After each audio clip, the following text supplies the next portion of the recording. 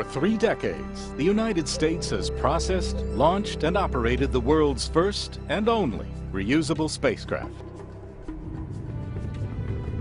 The Space Shuttle is an engineering and operational marvel, ferrying men and women from around the world into space. In its 30 years of flight, the shuttle has proven itself to be the most versatile spacecraft ever built. This remarkable spaceship has been the platform from which many of the world's great scientific instruments have been deployed. It has carried astronauts who have launched and repaired satellites that change the way we communicate. Houston, I think we got a satellite. Yeah, we're watching down here.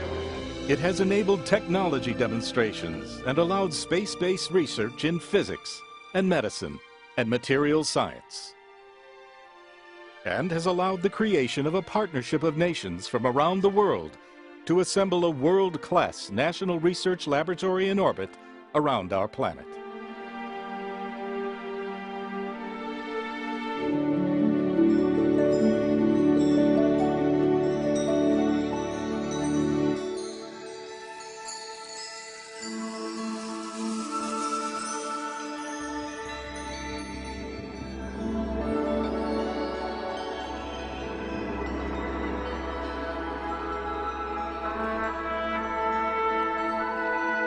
With the final flight of Shuttle Atlantis and its crew of 4 astronauts, the Space Shuttle era comes to a close, and America and the world bids a final farewell to a sleek and one-of-a-kind ship that has helped history unfold in low Earth orbit.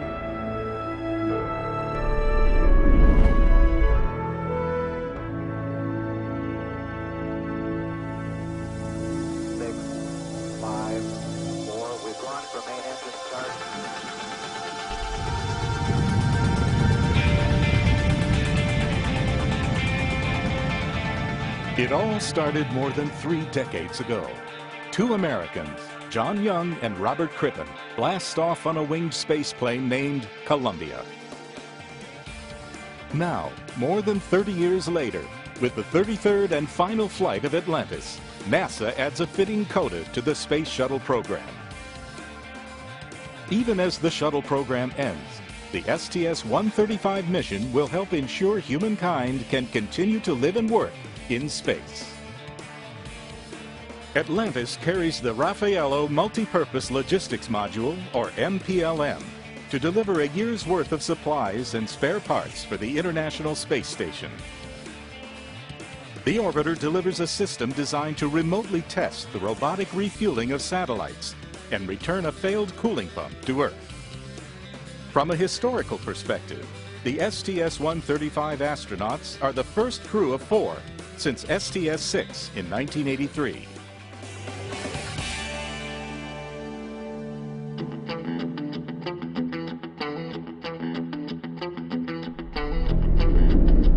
Retired Navy Captain Chris Ferguson commands Atlantis's crew as he makes his 3rd trip to orbit. He first flew on Atlantis as the pilot of STS-115 in 2006. Then returned to orbit as commander of Endeavour on the STS-126 mission. The pilot of Atlantis is Marine Corps Colonel Doug Hurley. His first spaceflight, STS-127, coincided with the 40th anniversary of Apollo 11 in 2009. He will be at the controls as Atlantis undocks from the ISS for the shuttle's historic departure from the station. Dr. Sandy Magnus is Mission Specialist 1. A veteran of 2 spaceflights, she served as ISS Science Officer for Expedition 18. She first flew on Atlantis during STS-112 in 2002. Mission Specialist 2 is retired Air Force Colonel Rex Walheim.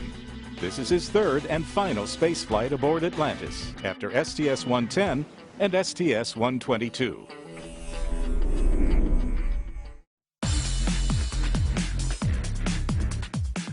The flight of Atlantis marks the 37th shuttle mission to the space station.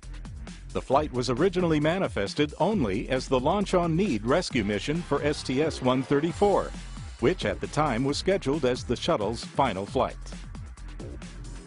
With the launch of Atlantis, there will be no rescue shuttle standing by. In case of an unexpected problem or emergency, Atlantis' astronauts would remain aboard the space station, ultimately returning to Earth aboard a series of Russian Soyuz spacecraft.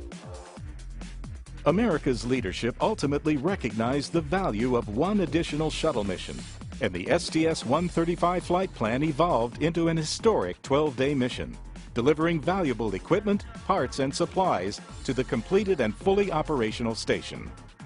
It's an effort to posture the space station for about a year, put it in a good position until we can get our commercial cargo resupply system up and running. On Flight Day 4, the crew of Atlantis will install the Raffaello Logistics Module moving van to the ISS. The station crew and shuttle astronauts will unpack about 15,000 pounds of cargo for the current and future ISS crews, items such as food, clothing, spare parts for the station, and scientific experiments. At the same time, the joint crews will be repacking Raffaello with over 12,000 pounds of shuttle-related equipment stored on the ISS, other items marked for return to Earth, and trash offloaded from the station. We'll take stuff out of the Node 2 nadir spot, translate down the lab, and most of the stowage and transfer that we're doing will be in the permanent MPLM that's on board. Magnus serves as Raffaello's loadmaster, with assistance from Walheim. The very first most important rule is do what Sandy says, because Sandy's lived up there and she's our load master, so she knows where things go, and we'll figure out ways to make that shell game happen. And I didn't realize this until we got into the planning of the mission, is that the space station software was never designed to accommodate more than one logistics module. We've had to perform a little, I guess, sleight of hand to get the space station to believe that there's actually 2 logistics modules on board. Atlantis will also deliver the robotics refueling payload, which will be tested using the space station's Dexter robot. The space station has a robotic arm for heavy lifting, but Dexter is a robotic hand, capable of performing fine, minute tasks. The payload will be its first workout to see how well it can perform. On Flight Day 5, the crew of Atlantis will support one station-based spacewalk, performed by Expedition 28 astronauts Mike Fossum and Ron Garan.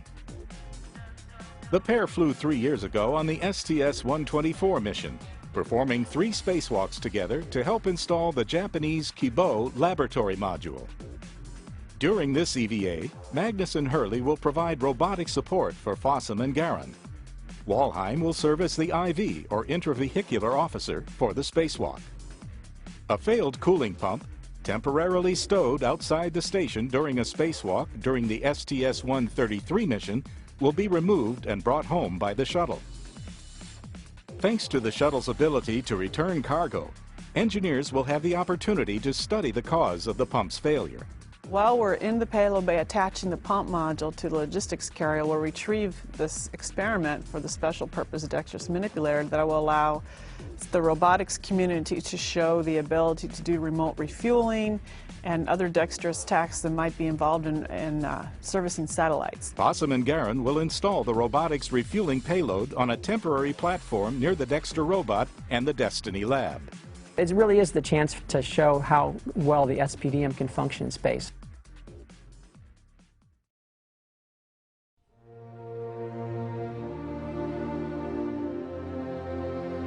Over the past 3 decades, hundreds of thousands of people have dedicated their time, energy, and passion, and in many instances, their lives, as the shuttle was designed, developed, built, and flown. They are the people who have made the NASA team and the Space Shuttle program such a remarkable success, from STS-1 through STS-135.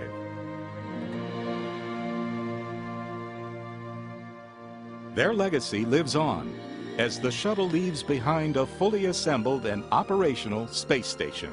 To see a completed space station up there is really a testament to not only ingenuity of all the engineers and scientists and people on the ground who worked on the space station, but also the people who worked on the space shuttle that could make such an incredible, reusable space vehicle to make that happen.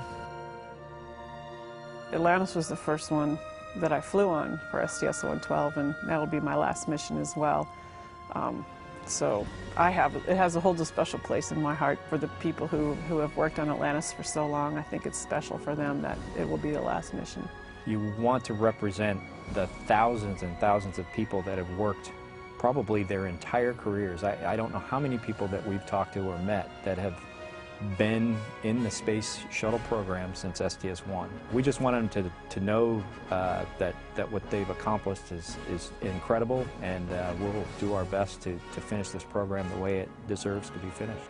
Nothing means more, I think, to all four of us than to honor that legacy and go out with as best a mission as we can fly.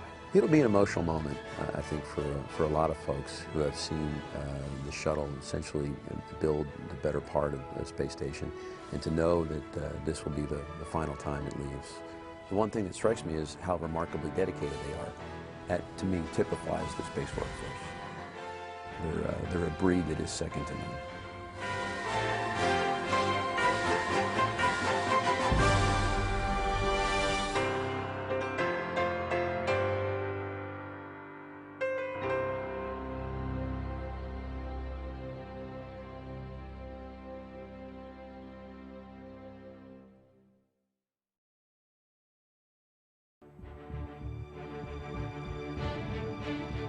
Since first arriving at the Kennedy Space Center 25 years ago, Space Shuttle Atlantis has made the 4-mile trek from KSC's Vehicle Assembly Building to its oceanside launch pads more than 30 times. The fourth of NASA's 5 orbiters, Atlantis' career has not been lacking in firsts. Among them, the first shuttle to deploy a probe to another planet, the first shuttle to dock to a space station, and the first shuttle to fly with a glass cockpit. And now, Atlantis will lead the shuttle fleet to a final first, as it becomes the first space shuttle to complete its scheduled flights. Atlantis will return to Earth to stay following its mission on STS-132.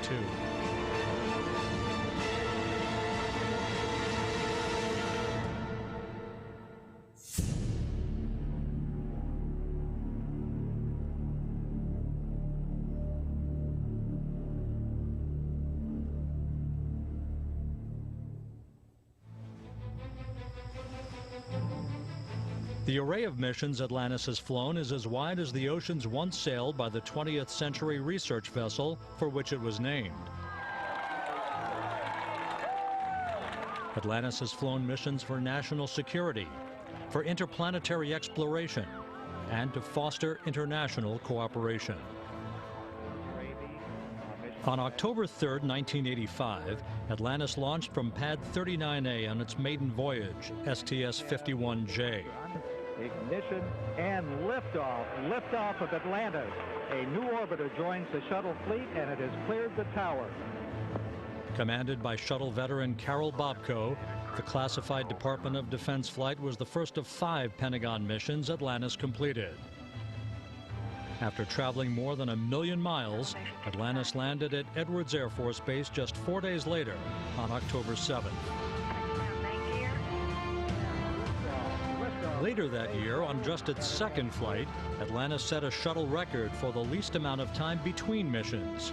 On November 26th, the orbiter headed back to space on STS-61B, just 50 days after completing its previous flight. Making his first space flight on that crew was mission specialist and spacewalker Jerry Ross, whose 7 career space flights, including 5 on board Atlantis, would set a record matched by just 1 other astronaut. 3 communication satellites were deployed during the flight. During 2 spacewalks, Ross and Woody Spring also conducted a construction experiment to demonstrate the feasibility of assembling large structures in space. The successful experiment was an early proving ground for the engineering and construction of future space stations.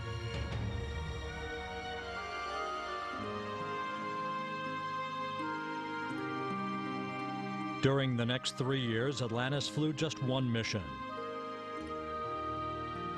The tragic loss of Space Shuttle Challenger and its crew in January 1986 prompted the grounding of Atlantis and the rest of the shuttle fleet until September 1988.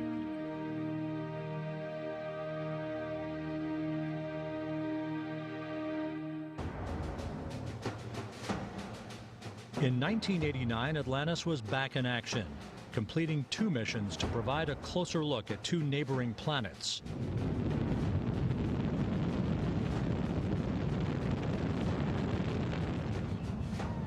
The primary payload for STS-30 in May of that year was the Magellan spacecraft, designed to capture radar images of Venus. Magellan, which was the first interplanetary spacecraft launched from a space shuttle, eased into orbit around Venus in August 1990, mapping 98% of the planet before its mission came to an end in October 1994. 5 months later, on STS-34, Atlantis was back in space for the deployment of the Galileo spacecraft on its voyage to Jupiter. It took 6 years for Galileo to arrive at the solar system's largest planet, and when it did, it became the first spacecraft to both orbit and release a probe to penetrate through the atmosphere of an outer planet.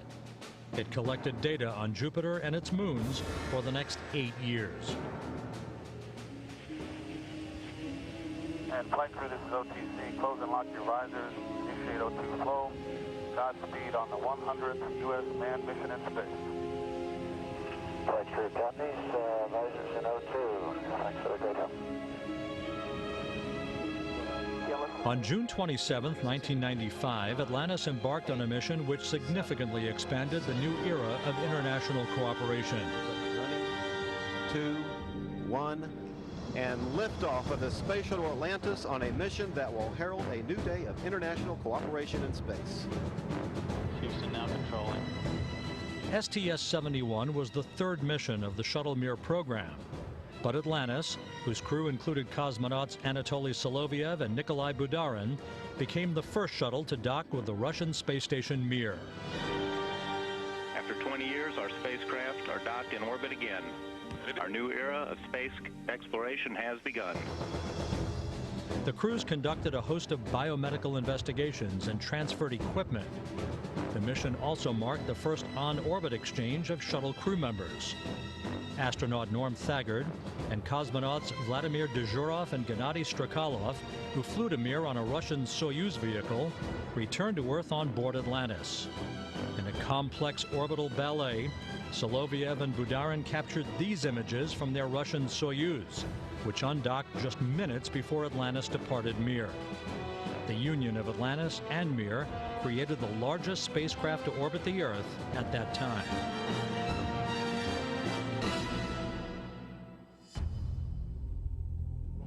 And it's just about time for the Spirit of 76 to wake up the space shuttle, so have a great flight. All right, we'll put that in work. Thanks very much. 2, 1. Booster ignition and liftoff of Atlantis on the 3rd Shuttle Mir docking flight. Atlantis visited Mir on its next 6 flights. The crew of the STS-76 mission in March of 1996 included Shannon Lucid, who became the first American woman to live on Mir. Her 188-day stay on board the station set an American long-duration spaceflight record at the time, a record for most days in space by a woman, and initiated a continuous U.S. presence on Mir for the next 2 years. And astronauts Linda Godwin and Rich Clifford completed the first U.S. spacewalk around 2 docked vehicles while wearing jet backpacks known as Simplified Aid for EVA Rescue, or SAFERs. In the spacewalk, they attached 4 environmental payloads to the Mir's docking module.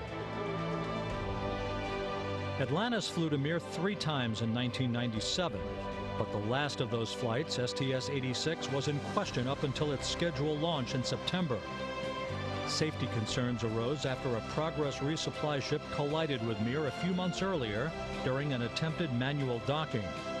The collision damaged the Mir's Spectre module, which had to be sealed off from the rest of the station because it was losing pressure. On the day Atlantis was scheduled to launch, NASA Administrator Dan Golden summarized his decision to proceed with the flight. Not only is the Mir station deemed to be a satisfactory life support platform at this time, but it is anticipated that significant operational and scientific experience is still to be gained through continued joint operations. Atlantis docked to Mir on September 27th. Over the next 6 days, the crews transferred consumables, experiments, and other materials. Scott Parazynski and Vladimir Titov also conducted the first joint U.S.-Russian spacewalk, installing an external device to help seal the breach and Spectre from the vacuum of space. The continuous U.S. presence on Mir was preserved as astronaut Dave Wolf joined the Mir crew, replacing Mike Foale, who returned to Earth on board Atlantis. In 2000, almost 2 years after Zarya, the first component of the International Space Station was launched from Kazakhstan, Atlantis completed a pair of missions that were crucial to the development of the ISS. During STS-101 in May of 2000, Atlantis' astronauts outfitted Zarya for the July arrival of the Zvezda service module, essential for sustaining the first long-duration expedition crew. And on the mission, Atlantis became the first shuttle to employ the new Advanced Instrumentation Display System, known as the Glass Cockpit. On STS-106 in September 2000, Atlantis delivered supplies and Zvezda was opened for business for the first time in preparation for Expedition 1, the station's first crew. Their arrival in November marked the start of a continuous human presence on board the ISS that remains unbroken. 3, 2, 1, 0, and liftoff of Space Shuttle Atlantis with Destiny. Atlantis returned to the station in February 2001 on STS-98 to deliver Destiny, the 28-foot-long U.S. science laboratory and centerpiece of the U.S. segment of the outpost. Destiny greatly increased the pressurized volume of the station and would be the home for scientific investigations, living and environmental control of the U.S. segment, and robotics control for the Canadarm2 robotic arm. Bob Kerbeam and Tom Jones conducted 3 spacewalks to help install Destiny and to relocate pressurized mating adapter number 2 from Unity to a temporary location on Destiny. In July 2001, Atlantis was part of another station milestone. The primary objective on STS-104 was to install the Quest airlock, the emblematic front door of the station. The airlock would become the main path to exit and re-enter the station for U.S. spacewalks. Mike Gernhardt and Jim Riley completed 3 spacewalks to help install and outfit Quest. The third EVA, the first ever using Quest, occurred on the 32nd anniversary of humanity's first landing on the moon.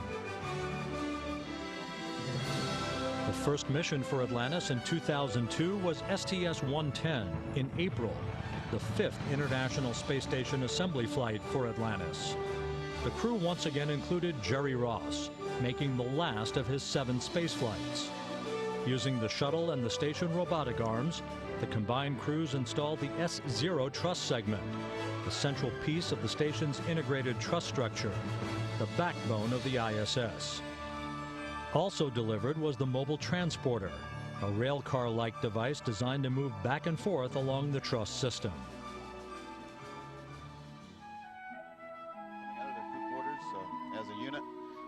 In 2003, the loss of the Space Shuttle Columbia and its crew prompted the grounding of the shuttle fleet for the second time in history. Following 2 return-to-flight missions by Space Shuttle Discovery designed to test safety procedures, Atlantis stood ready to support STS-115 in 2006. It's been almost 4 years, 2 return-to-flight missions, and a tremendous amount of work by thousands of individuals to get the shuttle program back to where we are right now. And that's on the verge of restarting the station assembly sequence. We're ready to get to work. After several weather-related delays, Atlantis finally headed skyward for the STS-115 mission on September 9, 2006. The crew conducted 3 spacewalks to install P3, P4, critical truss segments on the port side of the station, and a pair of solar arrays. The mission also marked a milestone for the Canadian Space Agency, as astronaut Steve McLean became the first Canadian astronaut to operate both the station's robotic arm and the mobile base system in space. STS-117 in June of 2007 closely mirrored STS-115, with Atlantis and its crew delivering S3, S4, the next truss segment for the starboard side of the station and its solar arrays. The mission also included a space station crew rotation. Astronaut Clay Anderson became a member of the station's Expedition 15 crew, replacing Sonny Williams, whose 195-day stay on the station set a new long-duration spaceflight record for women, eclipsing the record set by Shannon Lucid on board Mir. The sole flight for Atlantis in 2008 was STS-122 in February. The highlight of that 13-day mission was the installation of the European Space Agency's Columbus Laboratory. Astronauts Rex Walheim, Stan Love, and Hans Schlegel also replaced several components of station hardware over the course of 3 spacewalks. And liftoff of Space Shuttle. And in May 2009, the STS-125 mission became the first flight in 9 years for Atlantis to a destination other than the International Space Station. Bypass across the board, Scooter, no action. STS-125 was the final servicing mission to the Hubble Space Telescope. During the 13-day flight, the crew outfitted Hubble with 2 new imaging devices, the Cosmic Origins Spectrograph and the Wide Field Planetary Camera 3. Over 5 complex spacewalks, the crew replaced and upgraded many key components on the venerable telescope, giving Hubble a new lease on life and extending its vision to beyond the limits of our solar system, with a clarity once thought to be inconceivable. Atlantis has traveled more than 115 million miles in the pursuit of exploration. Its legacy enabled NASA and its international partners to accomplish some of the most complex work in human spaceflight history.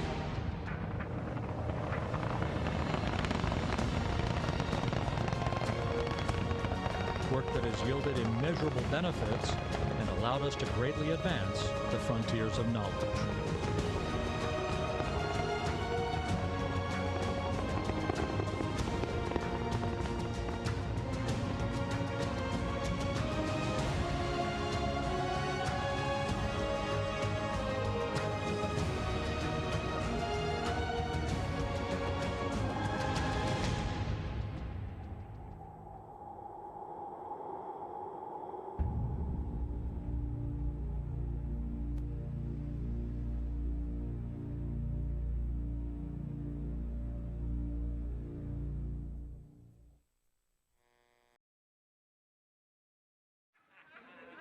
The last flight of the U.S. Space Shuttle is a return visit to the International Space Station for each of the 4 astronauts on board Atlantis.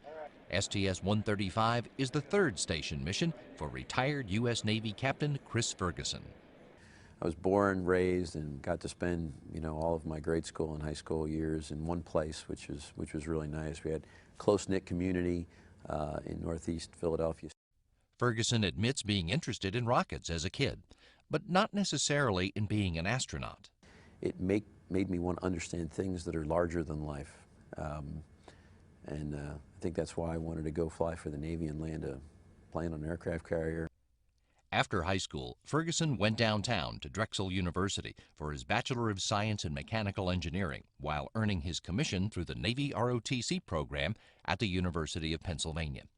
He flew the F-14 Tomcat on deployment aboard the USS Forrestal and attended the Navy's Top Gun Fighter Weapons School, earned a master's in aeronautical engineering at the Naval Postgraduate School, served as an F-14 Weapons Separation Project officer, and completed a deployment to the Western Pacific and Persian Gulf aboard the Nimitz before being selected for the astronaut program in 1998 and getting his chance to follow in the footsteps of the great explorers of the past. We have a home up there, and we're destined to be up there, and we're destined to go beyond low Earth orbit, perhaps set up a colony on the moon and go on to Mars.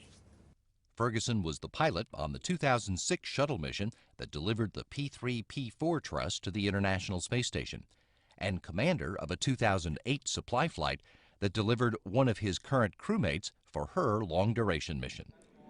This is the 3rd trip to orbit for Dr. Sandy Magnus, who was born and raised in Belleville, Illinois.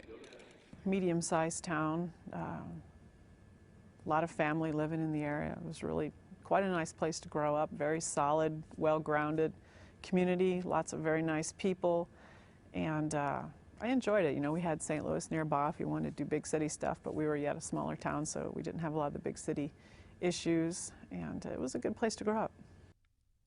As for her interest in becoming an astronaut, she doesn't really know where it came from. It's something that caught a hold of me when I was in middle school, believe it or not, and I've always liked science and technology and math. It's always been fun to learn how the world works and to see new things and learn new things, and there was something about flying in space that just grabbed a hold of me and didn't let go. Magnus got her degree in physics at the University of Missouri-Rolla, but discovered engineering while she was there. She finished a master's in electrical engineering at Rolla while she worked for McDonnell Douglas on airplane design and materials, until she left for Georgia Tech to get a PhD from the School of Material Science and Engineering. She was selected for the astronaut program in 1996, ready for another new chapter in her quest to learn new things. We're finding interesting things about the virulency of some diseases. We're finding interesting things about how materials operate. We're finding interesting things about just fluid dynamics, and all these little pieces of information can be used here on the ground to create things that can help people, or technology that can do new things. Magnus operated the space station's robot arm during the 2002 Shuttle mission that delivered the S-1 thrust to the space station, and returned in late 2008 to start a 4.5-month tour of duty as a flight engineer on Expedition 18. STS-135 is also the third spaceflight for retired Air Force Colonel Rex Walheim of Northern California, born in Redwood City and raised in San Carlos. It's a town of about 30,000 people south of San Francisco. It's a great place to grow up, pretty normal middle America, you know, playing sports, Little League, you know, football, and I had a great support structure, a wonderful mother and father that really took good care of me and made sure I was going down the right paths for school and everything. His interest in the space program grew out of a love of flying, and he got that from his dad. Well, my father was a B-17 pilot during the World War II era, so he was a pilot, and he loved flying, and so he used to take us to air shows, and I think there's something about flying that sometimes runs in the blood, and so that's something that's passed on from my dad to me. With a bachelor's in mechanical engineering from UC Berkeley, the ROTC student headed straight for Air Force pilot training. But a diagnosis of a heart murmur ended that ambition, and he set his sights on becoming a flight test engineer. After an assignment as a missile warning operations crew commander, Walheim was transferred to the Johnson Space Center in Houston for a tour as a mechanical systems flight controller. He also earned a master's in industrial engineering at the University of Houston, and then on to a management job at Air Force Space Command headquarters. When he was accepted for the flight test engineer course at test pilot school, doctors told him he did not have a heart murmur, so his goal of becoming an astronaut re-emerged. Walheim served as a flight test engineer and in management jobs with the F-16 Combined Task Force at Edwards Air Force Base, and then as an Air Force Test Pilot School instructor, before being picked as an astronaut in 1996 and getting the chance to make a lifelong dream come true. It's important to keep pushing our boundaries, just like the pioneers in the old days pushed the boundaries and went farther west. And we're learning about our Earth, we're learning about how the human body adapts to space, and we're learning all sorts of ways physical activities and biological processes behave in space that are different. Walheim did 2 spacewalks on the 2002 Shuttle mission that installed the center section of the station's integrated truss structure, and 3 more EVAs on the 2008 flight that delivered the Columbus Laboratory module. Marine Colonel Doug Hurley is making his second spaceflight on STS-135. He was born in the small upstate New York town of Endicott and grew up next door in Appalachian. It was just a wonderful place to grow up. It was a very small town. It was fairly rural. I had a lot of close friends, played sports, downhill skied, did all the things that I think most folks from that part of the country do, and really enjoyed it. He remembers being interested in spaceflight, but never set himself a goal of becoming an astronaut. I think it was just a natural progression of things, being interested in engineering, being interested in aviation and space, and it just kind of led me down a path into college in the military, and then in the Marine Corps, flying fighters, and then ultimately as a test pilot, and then to be lucky enough to get to come here. Hurley went to Tulane on a Navy ROTC scholarship, graduating with a bachelor's in civil engineering. He took his commission in the Marine Corps, completed the basic school and flight school, and made 3 deployments to the Western Pacific in an F-18 squadron. When his commanding officers encouraged him to do so, Hurley applied to and was accepted at the Navy Test Pilot School. He served in an F-18 test squadron for more than 2 years and became the first Marine to fly the F-18 Super Hornet before being picked to become an astronaut in 2000. Hurley was the pilot on a 2009 shuttle flight that delivered components of the Japanese section of the International Space Station, and he's eager for the start of the next era of human spaceflight that begins after the final wheel stop of the Space Shuttle program. Let's explore the moon, let's explore an asteroid, let's explore Mars.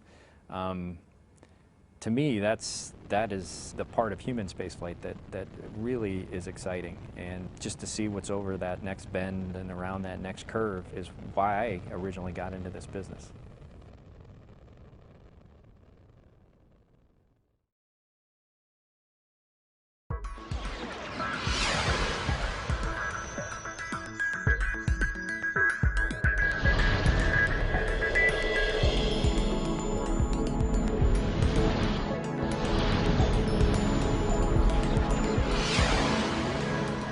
I don't know, very honored, feel very honored.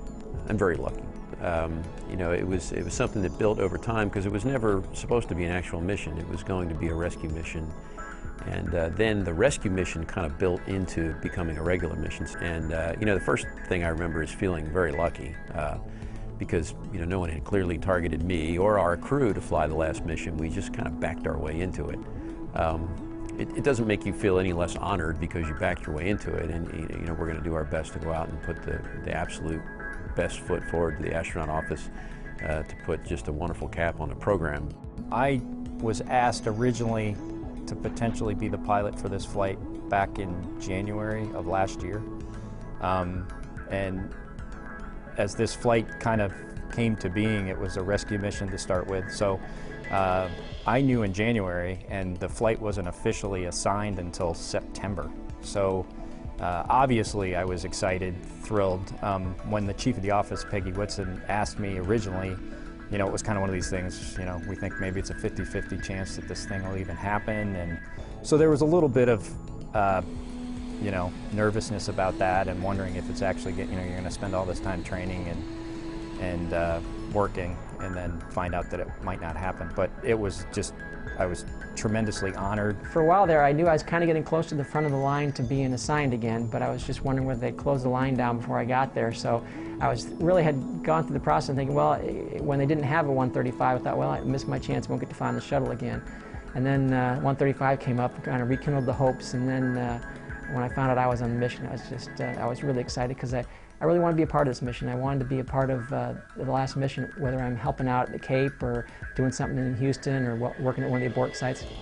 I just want to be a part of it, and the chance to actually fly on it and be on board from the last launch to the last wheel stop is a great opportunity, and I'm really thrilled about it. Well, I guess surprise was probably the main one. I was actually working in DC at headquarters at the time, and I got the call to come back and start training, and I'd never even thought that I would be part of the last shuttle crew. And I'm working with a great team, and it's really a lot of fun, but surprise was definitely the first thought. Yeah, I think we will. I mean, we're going to concentrate on our job, obviously, and so there'll be certain segments of the mission where you're just concentrating on doing your job, especially on launch and landing. But every once in a while, especially on more quiet phases on orbit, I'm sure we'll look out and think, wow, this is the last time one of these vehicles is going to fly. And then, of course, after the mission, it'll really sink in. But it's one of those things where you just want to kind of enjoy every last drop of it. We are very tightly scheduled, and I think we're going to be really busy. I think there might be a few moments to reflect, but I think, frankly, it'll be on the runway, ideally on the runway here at KSC, and you know, wheel stop, and then I think it's going to kind of all come rushing in you know, at one moment, I think. We're not going to dwell on it too much until after landing, and then we'll get a chance, hopefully following a great successful mission, to kind of, you know, bask in the achievements of the program overall and really reflect.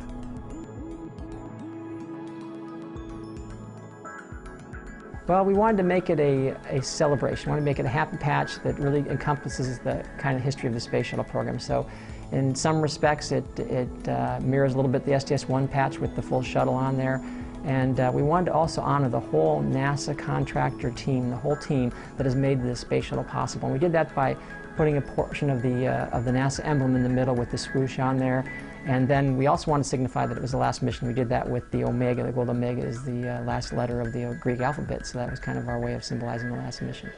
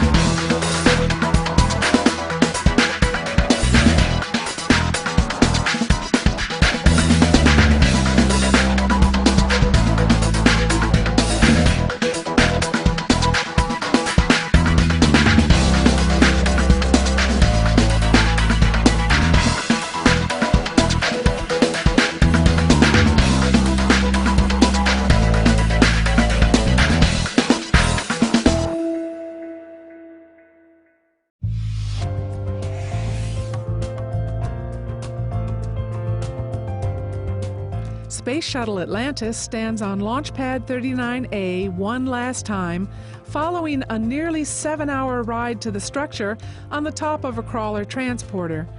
For 30 years, Space Shuttle stacks have moved down the same 3.5-mile stretch of river rock on their way to Pad A or B at NASA's Kennedy Space Center in Florida.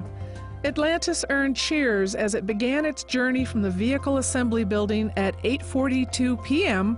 on May 31, 2011. NASA invited employees and their families to see the last rollout, and the astronauts who will fly the STS-135 mission came to see it too. What you see there is a product of a nation who is willing to combine its resources to build a world-class vehicle that has no duplicate whatsoever. 8 strong bolts held the 4.5 million pound shuttle stack to the mobile launcher platform. The shuttle completed its move on June 1st at 3:29 a.m. Now at the pad, Atlantis will soon receive its last payload, a cargo module called Raffaello that will be packed full of equipment, experiments, and lots of supplies for the 6 people living on the International Space Station.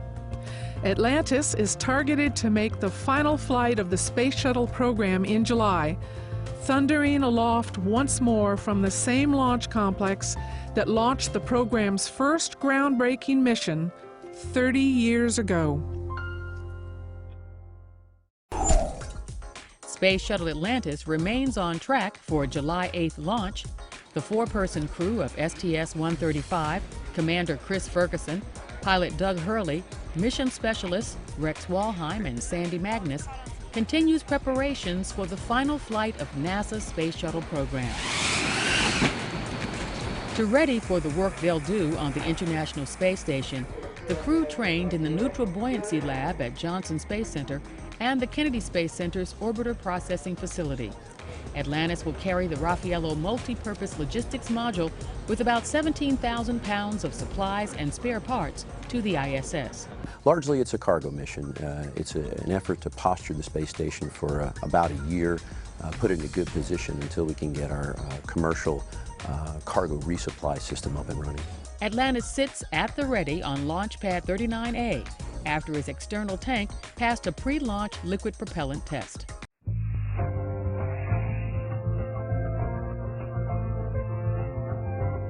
Astronauts have been coming to NASA's Kennedy Space Center in Florida for 30 years to practice launch day aboard a space shuttle. Monday, June 20th, saw the arrival of the last crew to take part in the dress rehearsal. Its meaning was not lost on the astronauts. I think I speak for the whole crew. We're very honored to be in this position. There's many people who could be here. We just happened to, when the dice fell, our names were facing up. So we consider ourselves fortunate, lucky. Chris Ferguson, Doug Hurley, Sandy Magnus, and Rex Walheim flew to Kennedy aboard T-38s to begin 4 days of intense training known as the Terminal Countdown Demonstration Test. Ferguson and Hurley, who will be at the controls of Space Shuttle Atlantis during launch and landing, practice touching down at Kennedy Shuttle Landing Facility using the shuttle training aircraft to simulate the shuttle's unique characteristics. Day 2 saw the astronauts take turns driving one of the M113s that will be stationed near the launch complex when they lift off. In the unlikely event of an emergency, the astronauts would climb inside the M113 to drive away from danger. The crew got an up-close look at Atlantis as it stood on Launch Pad 39A on the 3rd day of TCDT. Included a detailed walk-down of the cargo bay, where they saw their primary payload, the Raffaello Multi-Purpose Logistics Module, or MPLM. Raffaello will be loaded with experiments, equipment, and supplies for the International Space Station. Once in orbit, the STS-135 astronauts will work with the station residents to unload the module and fill it up with concluded experiments and other items that are no longer needed on the station. It's a pleasure to be here, and especially right in front of the space shuttle. Just gives you goosebumps thinking that we're going to get to ride that in about 2 weeks. The training is rich in tradition and history, and the astronauts do not take its lessons for granted. So it's just a very comprehensive hands-on, at the place you're going to do it kind of training, and it's invaluable. I mean, you can do all the simulators in the world, but until you get in that real vehicle, touch the vehicle, see what you can reach, see the different switches, you know, everything's just a little bit different when you're in the real vehicle. So it's a great way to get you ready for the launch day when it counts. Their last day opened with a full dress rehearsal for launch day, targeted for July 8th. The astronauts pulled on their launch and entry suits, took their seats aboard Atlantis' flight deck, and ran through a countdown simulation. Now, we're just the tip of the iceberg of a huge group of people who plan and get the hardware ready and prepare our procedures and then watch over the vehicle while we're on board. And we feel very, very strongly that we have to be prepared as possible to perform the mission to the extent that they're expecting of us. And I think when it's all done, we can all celebrate together, not only just the mission, but the whole program. You know, I think, and we haven't talked about this, I think each of us feels a little perhaps extra burden to make sure that we put on the best possible face forward for the last go around of this. And the crew's very prepared. We're going to go out and do a fantastic job. And like I said, when it's all over at the very end, I think that's when it's going to, the enormity of it is going to hit us. You know, that last wheel stopping call is going to be a little tough. After lunch and a review of the equipment they will use in space, Ferguson, Hurley, Magnus, and Waldheim boarded their jets and returned to NASA's Johnson Space Center in Houston. They are to return July 4th for the final flight of the shuttle's 30-year history. Thanks for coming out and greeting the crew for what is the final opportunity to do this, at least in front of a space shuttle. And I couldn't think of a better backdrop. The final Space Shuttle crew spoke with reporters at the Kennedy Space Center's Launch Pad 39A as they completed the terminal countdown demonstration test for STS-135. The TCDT gives the crew and support personnel time to familiarize themselves with equipment and procedures surrounding an upcoming launch. 2, 1. The 4 veteran astronauts are targeted to lift off aboard Atlantis for the International Space Station on July 8th, on what will be the final mission of the Space Shuttle era. The Space Shuttle program has been amazing, what it's done, all the great accomplishments, and you just don't want to let that momentum down. And so there is a lot of pressure to do your job right and like I say, to finish strong. We have 3 main engines up and running. 2, 1, and liftoff of the Space Shuttle Atlantis on a mission that will herald a new day of international cooperation in space. 16 years ago, on June 27, 1995, Shuttle Atlantis became the 100th U.S. human spaceflight launched from Cape Canaveral, embarking on a mission that would link it with Mir for the first U.S. Space Shuttle Russian space station docking. STS-135 would also mark the first on-orbit changeout of shuttle crew. Atlantis Commander Hoot Gibson and crew brought with them the members of the new Mir-19 mission, Anatoly Solovyev and Nikolai Budarin, and would return home with the Mir-18 crew of Norm Thagard, Vladimir Dezhurov, and Gennady Strekalov.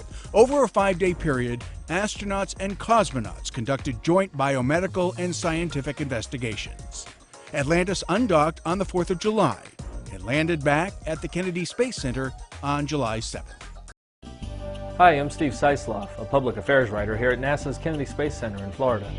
I recently had the chance to fly with STS-135 Commander Chris Ferguson, as he made one of his last practice landings in a shuttle training aircraft, what we call an STA. It's a Gulfstream II business jet that NASA modified to fly like a space shuttle making its approach to landing. That means it'll tilt its nose down and soar toward the runway on a glide path 7 times steeper than an airliner. Basically, it's the ultimate roller coaster ride, no rails attached.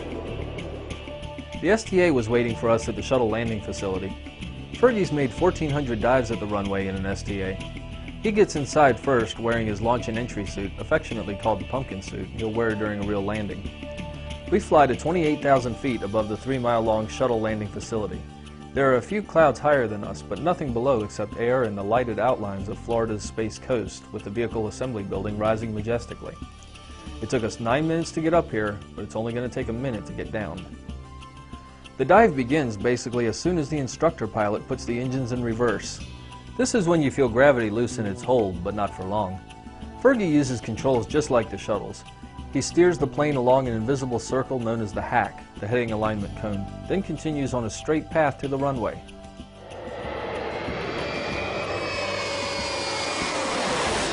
We're riding in the passenger part of the aircraft, behind the pilots and the flight engineer.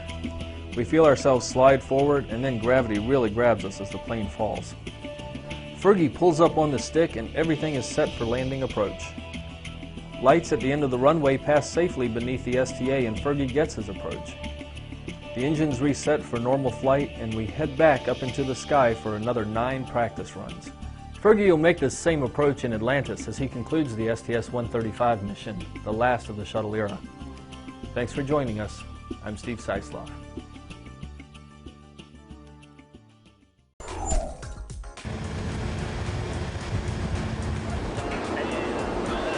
With the launch of STS-135 officially set for July 8th at 11:26 a.m. Eastern Daylight Time, the 4-member crew, Commander Chris Ferguson, pilot Doug Hurley, and mission specialists Sandy Magnus and Rex Walheim, is making its final preparations for the final mission of the Space Shuttle program. Space Shuttle Atlantis' 12-day mission to the International Space Station will deliver the Raffaello multi-purpose logistics module filled with supplies and spare parts to sustain station operations once the shuttles are retired. The mission also will fly the robotic refueling mission, an experiment designed to demonstrate and test the tools, technologies, and techniques needed to robotically refuel satellites in space, even satellites not designed to be serviced. This flight is incredibly important to Space Station. The cargo that is coming up on this flight is really mandatory for Space Station. The first Space Shuttle mission, STS-1, launched on April 12, 1981. With veteran astronaut John Young and first-time flyer Bob Crippen aboard Columbia. The liftoff of Atlantis will be shuttle launch number 135.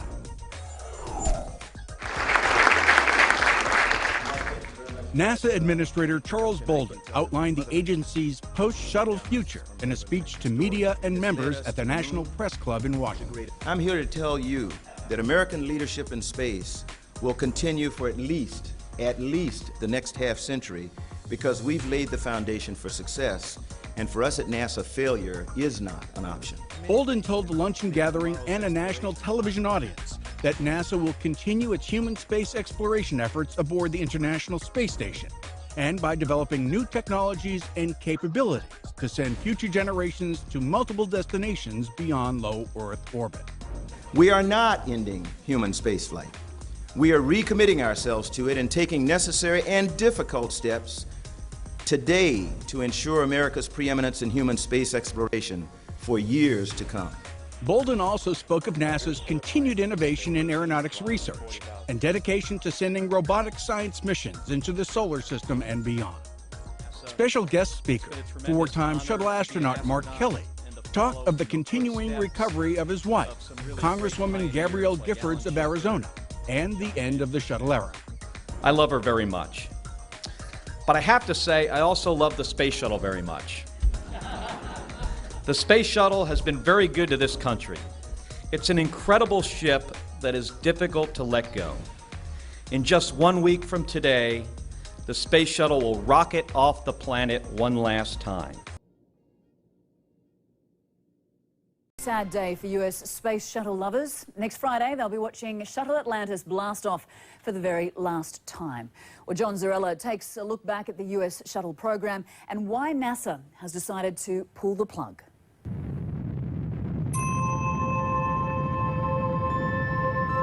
From the beginning, it was a marvelous machine, releasing from its cargo bay deep space probes like Ulysses that went to Jupiter.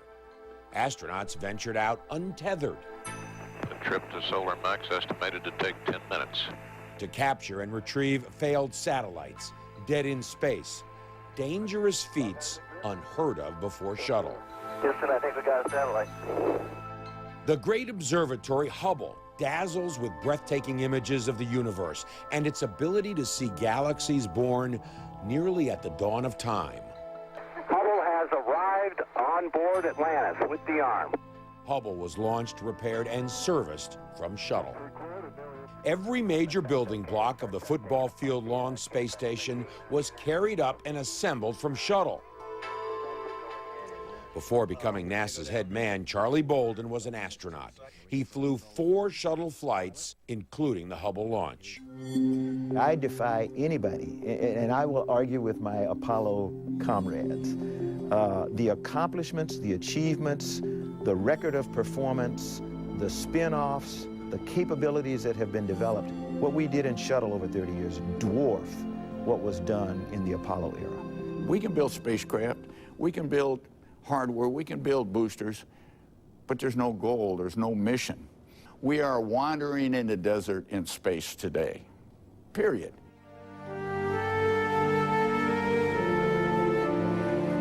So why now? Why call it quits now?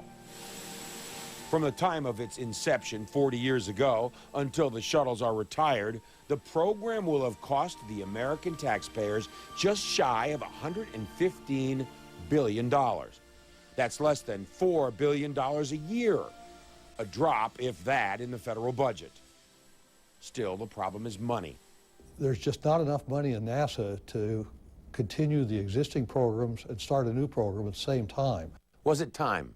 Yes, it was time, and it has been time for some time to phase out of Shuttle and go back to exploration. Whether you hated it or hailed it, whether you felt it a waste or worth it, the Shuttle was an iconic flying machine that symbolized America's inspiration and ingenuity. Roger, roll.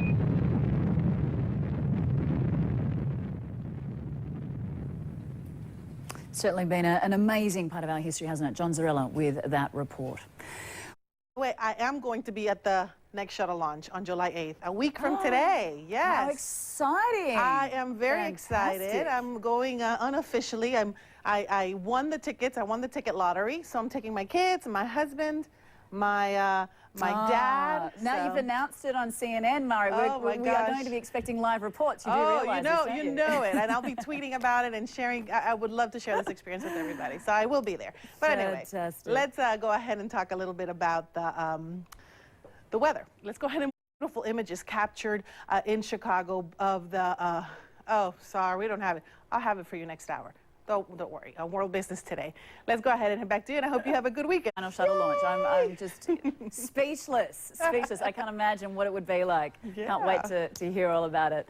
Mara, you have a great weekend. Sure. Thank lovely you. to see you. Thank you. Here comes the 51L flight crew. You think it was worth it? Yeah, I do.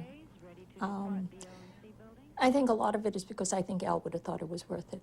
Liftoff of the 25th Space Shuttle mission. In anything that you're going to commit yourself to, there is a risk. And we all accept that. I mean, I accepted it because Al accepted it. I couldn't speak for my children, and that's where my heartache was. Challenger, go with throttle up. Challenger, go with throttle up. It's always special to hear the commander say, you know, go with throttle up, and then you see the SRBs separate. And for me, that is the moment of truth. Because that's when the accident took Yeah. place. So it's always very special to me, but... That they get through it every time. Yeah. And here comes the flight crew now. Commander Dick. Al and I understood that, you know, something could happen. We just kind of hoped that it never would. But if you read back in history, any new effort for new discoveries have had their casualties, you know. And he was okay. I mean, obviously he was okay with accepting the risk. He did. He was very well prepared for it. It is basically dealing with the pain and anguish in children that you cannot fix. You know, and as parents, we're fixers. And you can't fix those things. It's just time. I think he would have been okay with watching the program end. He's just having a real tough time, I think, not being able to know these little kids, you know, and...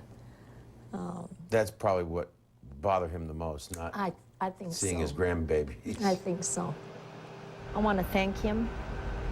I want to thank Al for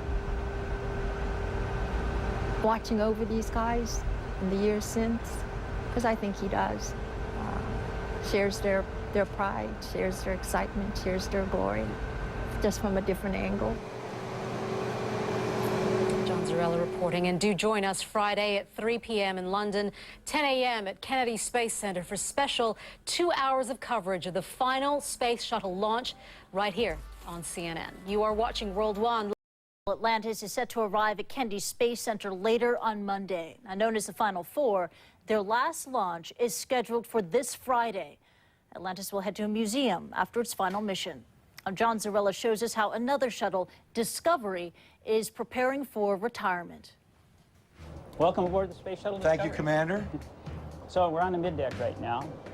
These days, Bob Cabana runs the Kennedy Space Center. Before that, he just happened to be an astronaut. Flew in space 4 times, twice as pilot, twice as commander. His first 2 trips, he was pilot of Discovery. He knows every inch. How many seated on the middeck? Well, if you're flying a crew of 7, you've got 3 folks down here, so 1 there and 2 more over here. Right. Sitting here, Cabana is reminded of a liftoff on Endeavour. That whole ascent, I mean, what a ride. Just a sense of speed and acceleration. Okay, there's main engine start. Pretty soon you'll see the SRBs. A lot of shaking and vibrating. You're pushed back in your seat in the last minute, you know, you hit that 3G acceleration again, and you're at 3 Gs, and it's hard to breathe, and then all of a sudden you hit MECO, and it's like, boom, and you come forward in your seat like that. You really know you're going to space. Discovery is the first vehicle being retired. When all the cleanup is done, stuff like Freon, ammonia, cryogenics, and pyrotechnics, she'll be turned over to the Smithsonian. Not easy, says Stephanie Stilson. For 11 years, her job as flow director was to make sure Discovery was ready to fly.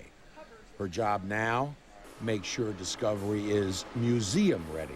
And we do think of Discovery as a family member. We've taken care of her for all these years, and it's going to be hard for many people to realize that we're no longer responsible for that someone else has to do that for us. So it's going to be a big change for some folks. Stilson always dreamed of being a launch director. No woman has ever held that job. But for now, NASA has nothing for her to launch. Back on board. Hey, let's go take it back and let's go to the airlock. Sure, we'll take a look in the airlock. Crawl about 12 feet. I'm going to drag his cables in, too. On the other end is the shuttle's cargo bay, spacious enough to hold a school bus. Over the 39 flights of Discovery, dozens of astronauts in spacesuits have been at this exact vantage point, waiting to step out to repair a satellite or build the space station. I'll just remember when we landed, I did not want to get out of the commander's seat. I mean, the ASP is trying to get me out, you know, and it's like, this is my spaceship, you can't have it. You know, I didn't want it to end. You know, I just wanted it to go on. It was great. And now, it really has. Now, all this week, we'll be looking at the legacy of NASA's Space Shuttle program. And of course, it all leads up to the launch of Atlantis on Friday. Of course, it's summer here, Fanula. We're dealing with some very hot temperatures this time of year, but I think the concern as we head into Friday for the Atlantis launch right here on the Space Coast of Florida might be the chance for a few isolated thunderstorms. This time of year, you know, they can pop up very quickly, almost out of nowhere. And right now, even though we're still several days away, we think we might have some scattered thunderstorms in that area. A little windy, but I think the thunderstorms will be the thing to watch. Back to you. Mary Ramos. Final Four have arrived at Kennedy Space Center, but as they prepare for NASA's last ever shuttle launch, we ask, what is the future of spaceflight?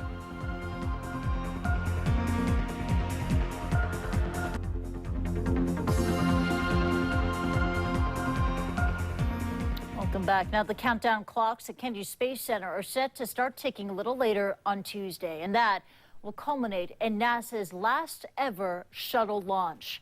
But with one chapter closing, a new era in space travel is ready to take off. John Zarella has more. Elon Musk runs SpaceX. Richard Branson heads Virgin Galactic. Both are using their considerable wealth to back bold attempts to make space travel as routine as boarding an airplane. People used to say to me, look, it'd be impossible to build your own spaceship, and your own spaceship company and be able to take people into space. And you know, that's the kind of challenge that I love to sort of prove them wrong. We want to see a future where we are exploring the stars, where we're going to other planets, where we're doing the great things that we read about in science fiction and in the movies. There are several companies, some big, some small, who see, as NASA moves on to distant planets, that weightless region just above the atmosphere, just out of reach right now, becoming quite possibly a good investment. NASA's still in there, still going to develop a heavy lift rocket, but we've also got this hopefully flowering of private space flight, and that's what's going to get us the Hiltons and the Hertz rental cars and whatever in orbit.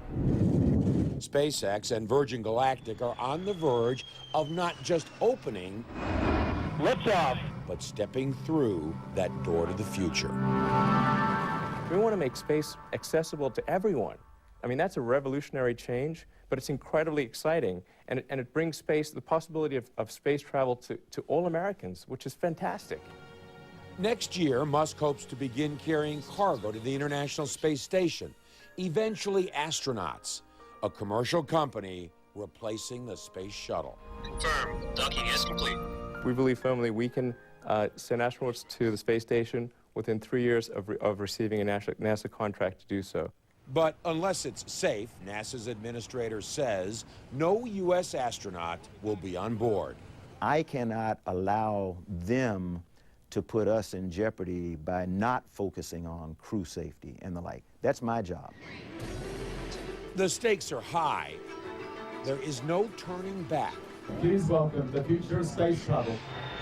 With Shuttle retired and astronauts left to riding Russian spaceships, NASA is counting on commercial companies to get it right, make it work. And the more who make it work, the more affordable it will become. That's the end of a particular era, and it's up to individuals like myself, if you're in a position to be able to, you know, achieve wonderful things, to, you know, not to waste that position. Feathers down and locked. Liftoff of the Falcon 9.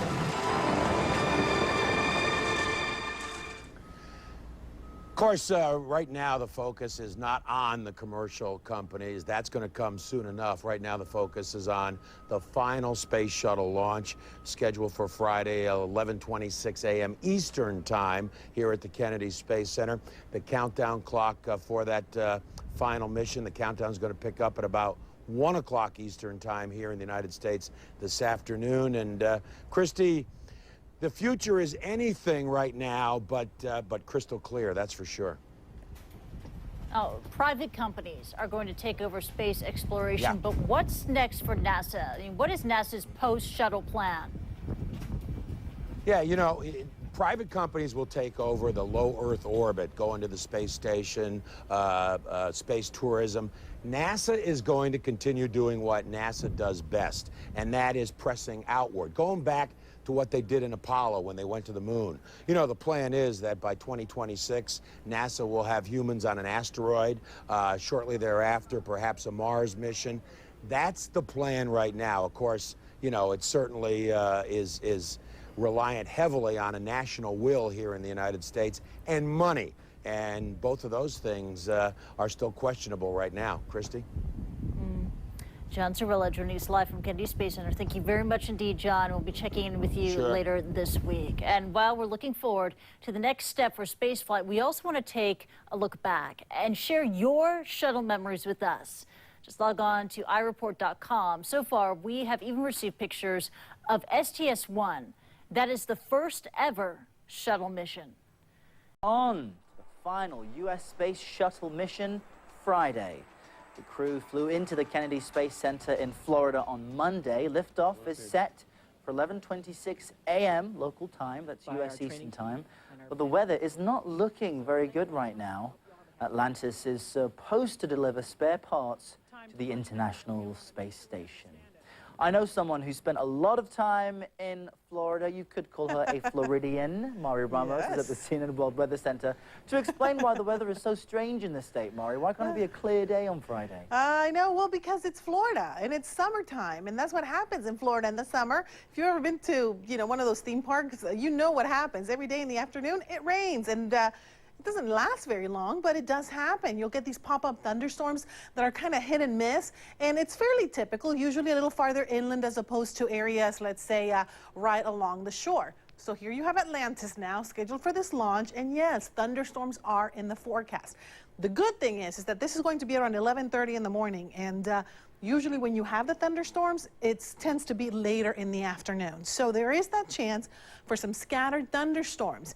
The temperature, if you're planning to be out there, 28 degrees around the time of the launch. The high temperature that day is about 32 degrees, so it's going to get pretty hot once the afternoon rolls around. So hopefully those hit and miss thunderstorms will not be around at the time of the launch. Now, I kind of wanted to go over with you a little bit some of the criteria that NASA looks at when they launch a space shuttle. And yes, this will be the last one. Well, you know, we don't have to worry about the low temperature. The temperature has to be less than 37 degrees, and I think we'll be okay with that. The winds cannot exceed 56 kilometers per hour. I think that one is good. The next ones are the ones that they're looking at closely, and that's what they're saying right now. There's a 60% chance that we could have these things impede the launch. So precipitation at the launch pad or in the flight path, can't have any of that. There cannot be any lightning at least 30 minutes before the launch is scheduled, so any lightning around the entire region. And there cannot be any kind of cumulus clouds. Those are those white puffy clouds, because if the space shuttle goes through that, sometimes it could trigger lightning, and lightning would not be good for the, especially for some of the onboard systems. So they're trying to avoid that kind of stuff. Right now, you look at Florida, actually looks pretty good around the Space Coast, and it has been very, very dry over this area. They actually could use some rain showers. Let's just hope it doesn't happen on Friday. Let's go. Und wir müssen jetzt halt sehen, wie wir diese Lücke ohne Shuttle überbrücken. Wir sind auf die Russen angewiesen. Wir müssen unsere eigenen Astronauten auf russischen Sojus-Raketen zur ISS schicken, zur Internationalen Raumstation. Ungefähr, würde ich sagen, 4-5 Jahre lang. Das ist natürlich für viele Amerikaner schmerzlich. Die kriegen Bauchschmerzen. Eine Lücke mit Ansage. Das Shuttle-Programm galt von Anfang an als unterfinanziert. Die erhoffte Routine entwickelte sich nie. Letztlich erwiesen sich die Raumfähren als Sicherheitsrisiko. 1986 das Unglück der Space Shuttle Challenger. 74 Sekunden nach dem Start explodierte die Raumfähre. 2003 die Katastrophe der Columbia. Beim Wiedereintritt in die Erdatmosphäre brach der Space Shuttle auseinander. Die einst stolze Raumfahrernation USA steuert schwierigen Zeiten entgegen. Die Space Shuttles wandern ins Museum. Für Missionen zur internationalen Raumstation ISS ist man auf Mitfahrgelegenheiten angewiesen. Die anvisierten Expeditionen zum Mars nur noch eine Erinnerung an bessere Zeiten. Noch vor wenigen Jahren herrschte Aufbruchsstimmung. Die Rückkehr zum Mond war für spätestens 2020 geplant. Später sollte auch der Mars betreten werden. George W. Bush hatte diese Pläne 2004 vorgestellt. Wir werden der NASA einen neuen Fokus geben und eine neue Vision für künftige Missionen. Die Euphorie ist längst verflogen. Knappe Kassen und mangelnder politischer Wille haben die Pläne scheitern lassen. Stattdessen macht die NASA aus der Not eine Tugend. Die Zusammenarbeit mit den Russen wird forciert. Gleichzeitig soll eine Trägerrakete im finanzschonenden Baukastensystem entwickelt werden. In diesen Tagen wird die Welt erfahren, dass wir eine neue Rakete bauen und der Shuttle ist längst nicht tot. Die Haupttechnik der Shuttle wird in der neuen Rakete wieder verwendet werden. Die Abwicklung des antiquierten Space Shuttle Systems soll dabei neue Kräfte freisetzen. Für die ganz großen Sprünge fehlt es aber wieder einmal an Geld. Now, Space Shuttle Atlantis is set to launch on Friday, but weather forecasts are currently unfavorable. Now, the liftoff, whenever it happens, will mark the end of an era for NASA. And the U.S. Space Agency is already looking toward new horizons. John Zarella joins us now live from Kennedy Space Center with more. John. Hey, Christy. Well, you know, NASA's already been talking about what they want to do next, and that is to go to an asteroid or go back or go to Mars. And they are actually, even though they haven't developed the rocket ship that's going to be necessary to take them there, they're already working on what they're going to do when they get there. Surrounded by the blackness of deep space, 117 million miles from Earth, is the asteroid Vesta. Images captured by a NASA probe. In the not-too-distant future, U.S. astronauts could be looking out their window at a sight just like this. I can either float along it, or I can have a tether to me, and then I can sample rocks, I can chip a rock. Astronaut Mike Gernhardt and his team are working on the kinds of equipment and techniques they'll need for human exploration of an asteroid as early as 2025, before either the moon or Mars. What we're doing is building a simulated asteroid underwater. And this is not some high-tech laboratory. It's Key Largo, Florida. Beneath the surface, at the site of an undersea habitat called Aquarius, they have created an asteroid proving ground in the near weightless environment of water. We work there, we live there, we can put anchors. We've built a rock wall, like a climbing wall. We can climb up that wall in zero gravity. With the shuttle era over, NASA is going back to going outward. What most everyone agrees it does best. An asteroid could be the first stop, a baby step. Because there's no gravity and an asteroid would be much closer, it's simply an easier first mission than Mars. So once you get to Mars or the moon or an asteroid, how are you gonna get around? Well, how about this? A multi-mission space exploration vehicle. In 5 years, Gernhardt hopes to see his vehicle attached to the space station's robotic arm, with astronauts living in it and spacewalking from it. A good test. But before it can go any further out, like to an asteroid, there's one big problem: getting it there. Jeff Greason was a member of President Obama's Blue Ribbon Committee on the Future of Exploration. Greason worries it may never go anywhere. It's a very expensive thing for NASA to maintain. And the result of that, as I see it, is that if NASA does successfully develop this launch vehicle, there will be no budget to do anything with it. The man commanding the last shuttle flight worries too.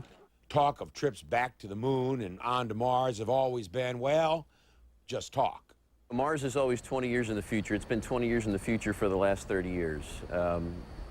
I'd like to see how committed we are this time. Yeah, it's funny. I actually got to drive that little moon buggy or asteroid buggy around. That was a lot of fun. I got to tell you, Christy, driving that thing. I didn't crash either, which is, I guess, a good thing. Don't want to ruin the NASA hardware. No, you don't want to do that. And you've had some incredible access over the years covering this story. I mean, this is an end of an era for NASA, also for its shuttle crew, and for fans. What's next for them? Yeah, it's the end of the year for me. I'm wondering what I'm going to do next without the shuttle probe. But there'll be plenty of space events to cover, commercial space events. And you know, it's funny. I talked to the NASA launch director, Mike Leinbach, who is going to be, you know, handling the Atlantis launch. And I said to him for a documentary that I did, I said, Mike, what are you going to do after the shuttle stops flying? And he said, well, John, he said, I'm the launch director. There won't be any launches to direct, so I don't know. So I guess that's kind of where a lot of people are in that same boat, kind of wondering what is next and what are they going to do next. Yeah, the quite literally up in the air. John Zarella joining us live. Thank you very much indeed. And of course, John will be part of our special coverage for the launch of Atlantis. And Anderson Cooper will be joined by former NASA astronauts. So tune in for Space Shuttle Final Mission. It's happening Friday, 2 p.m. here in Hong Kong, at 6 p.m. Abu Dhabi, right here on CNN. I want to show you one more thing that I'm not too happy about, I gotta tell you, and that is the Space Shuttle Atlantis launch. There looks like now may only be about a 70% chance that the weather will not cooperate. That's only a 30% chance that it will, Aisha. Say it isn't so. My gosh. Thunderstorms are in the forecast here. What happens is you can't have rain either at the launch pad or where the space shuttle is going to move through in the flight path. There can't be any lightning and there can't be any cumulus clouds. And all of those things are in the forecast for this Friday's launch at 11:30-ish in the morning. We'll have to see what happens. I plan to be there. I just hope it doesn't rain on my parade here. I was going to say, are you going to, what's your plan? When will you make your final decision? We're going to go anyway. NASA will probably not scrub this ahead of time. So they might make the decision once they're already there. So I plan to be there for that. Okay, and we'll be counting on checking in with you to find out how it's going, because I know there are thousands of people planning on going. Yes. Mayor, I must appreciate it. I hope it doesn't rain on your parade. NASA prepares to say farewell to the shuttles that broaden humanity's horizons.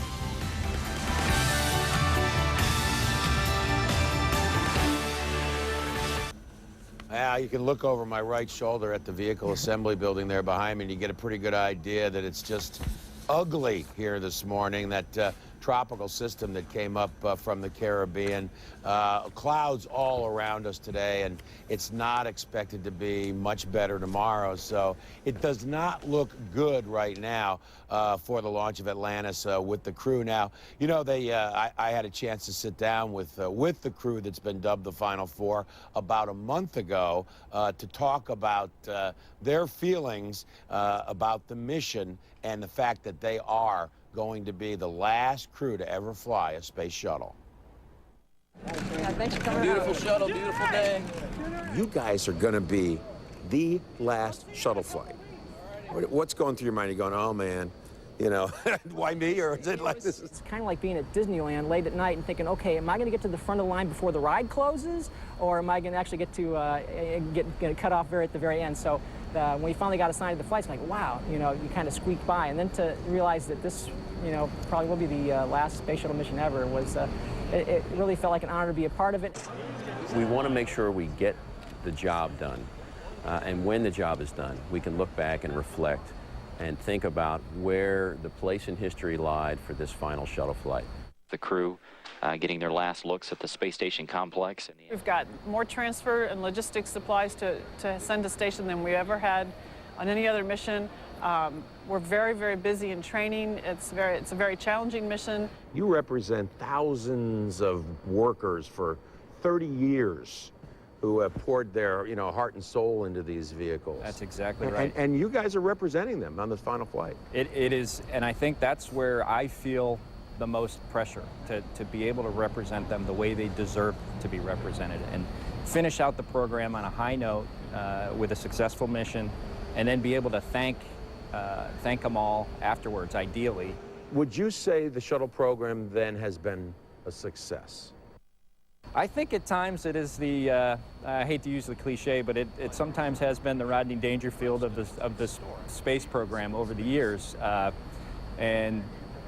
But it's just the amount of payload it can take to orbit, the amount of payload it can bring back, 7 people on top of that, you know, where else have we seen that in the space program? I want to wrap it up. We can head back to the airlock. It was a defining moment. It was a successful program. We essentially have command of low Earth orbit. We know how to get there and back very easily, so much so that we set the ground for these commercial providers that will come. And I'd like to think the stage is set to go beyond low Earth orbit, which is where NASA belongs. And Houston, Atlantis, we have wheel stop. What do you think is going to be going through your head there when you call wheel stop? Yeah. I mean, that's it. It's over. Yeah. You know, you're calling wheel stop not just for you, the orbiter, your crew, but I think that moment will really, it'll be a defining moment for a lot of people. It'll be at that moment when it's finally over that you'll be able to exhale, take a breath, understand the significance of the moment, and it'll probably take a little while to get me out of the shuttle, but I'm bound and determined to be the last one out. A real great crew to sit down and interview. It was about a month ago when I did those interviews. They were still out in Houston doing some of their final training for the flight. You know, there's an interesting aspect to this.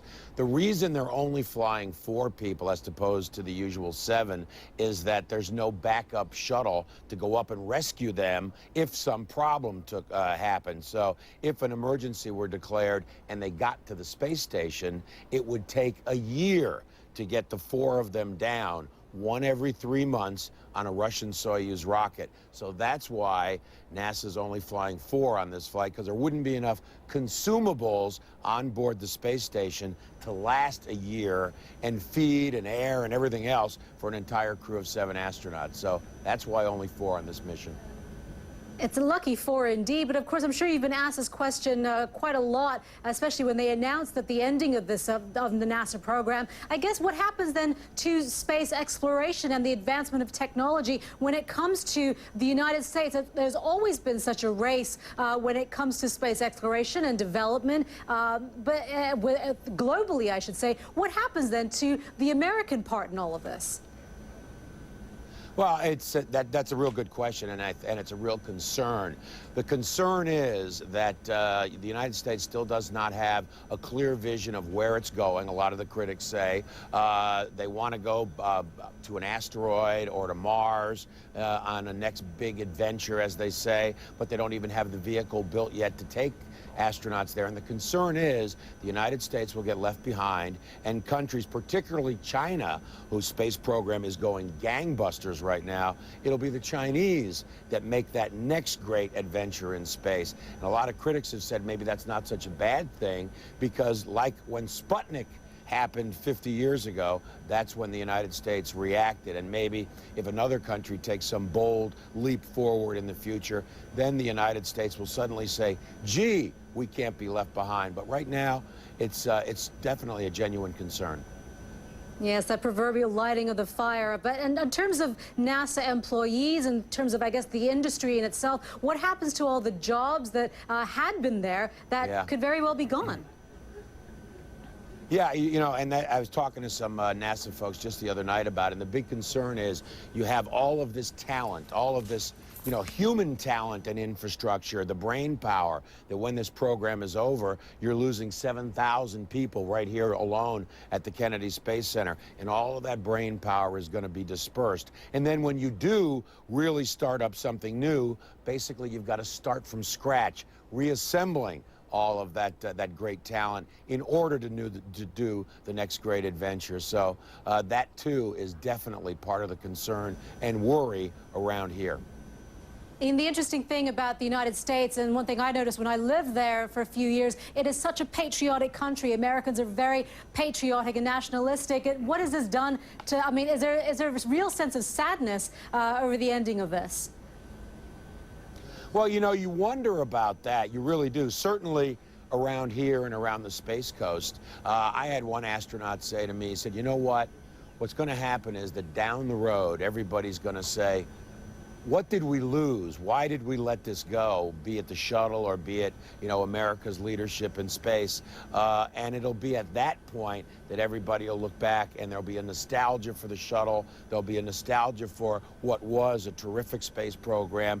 And maybe then, you know, the American public will get re-energized to support a great adventure. But right now, with the economy the way it is, there does not seem to be a real tremendous groundswell of support for the United States moving forward and outward to explore the stars and the planets. As always, John, thank you so much. And of course, we keep our fingers crossed for the weather tomorrow picking up, and hopefully it's all systems go. John Zarella there at the Kennedy Space Center. Thank you so much. Well, just take you back down memory lane a little bit. It's been quite the journey through the years for the Atlantis Space Shuttle, first delivered to the Kennedy Space Center back in April of 1985. A successful mission in September 2006 saw 6 astronauts conduct 6 spacewalks at the International Space Station. Some of these amazing images that you're seeing here. Now, in February 2007, preparations for another mission were underway when the fuel tank attached to the shuttle was damaged in a hailstorm. Adding to that, just a few months later in June, Atlantis launched successfully with 7 crew on board heading for the space station. Amazing, again, these amazing guys there. Just over 2 weeks later, Atlantis landed safely at Edwards Air Force Base in California, the first time a shuttle had landed there since 2005. And Space Shuttles Atlantis, Discovery, and Endeavour were each designed to fly 100 missions, though altogether they have flown fewer than that. And that is your look at World 1. Thank you for watching. I'm Monita Rajpal. The news continues in just a bit.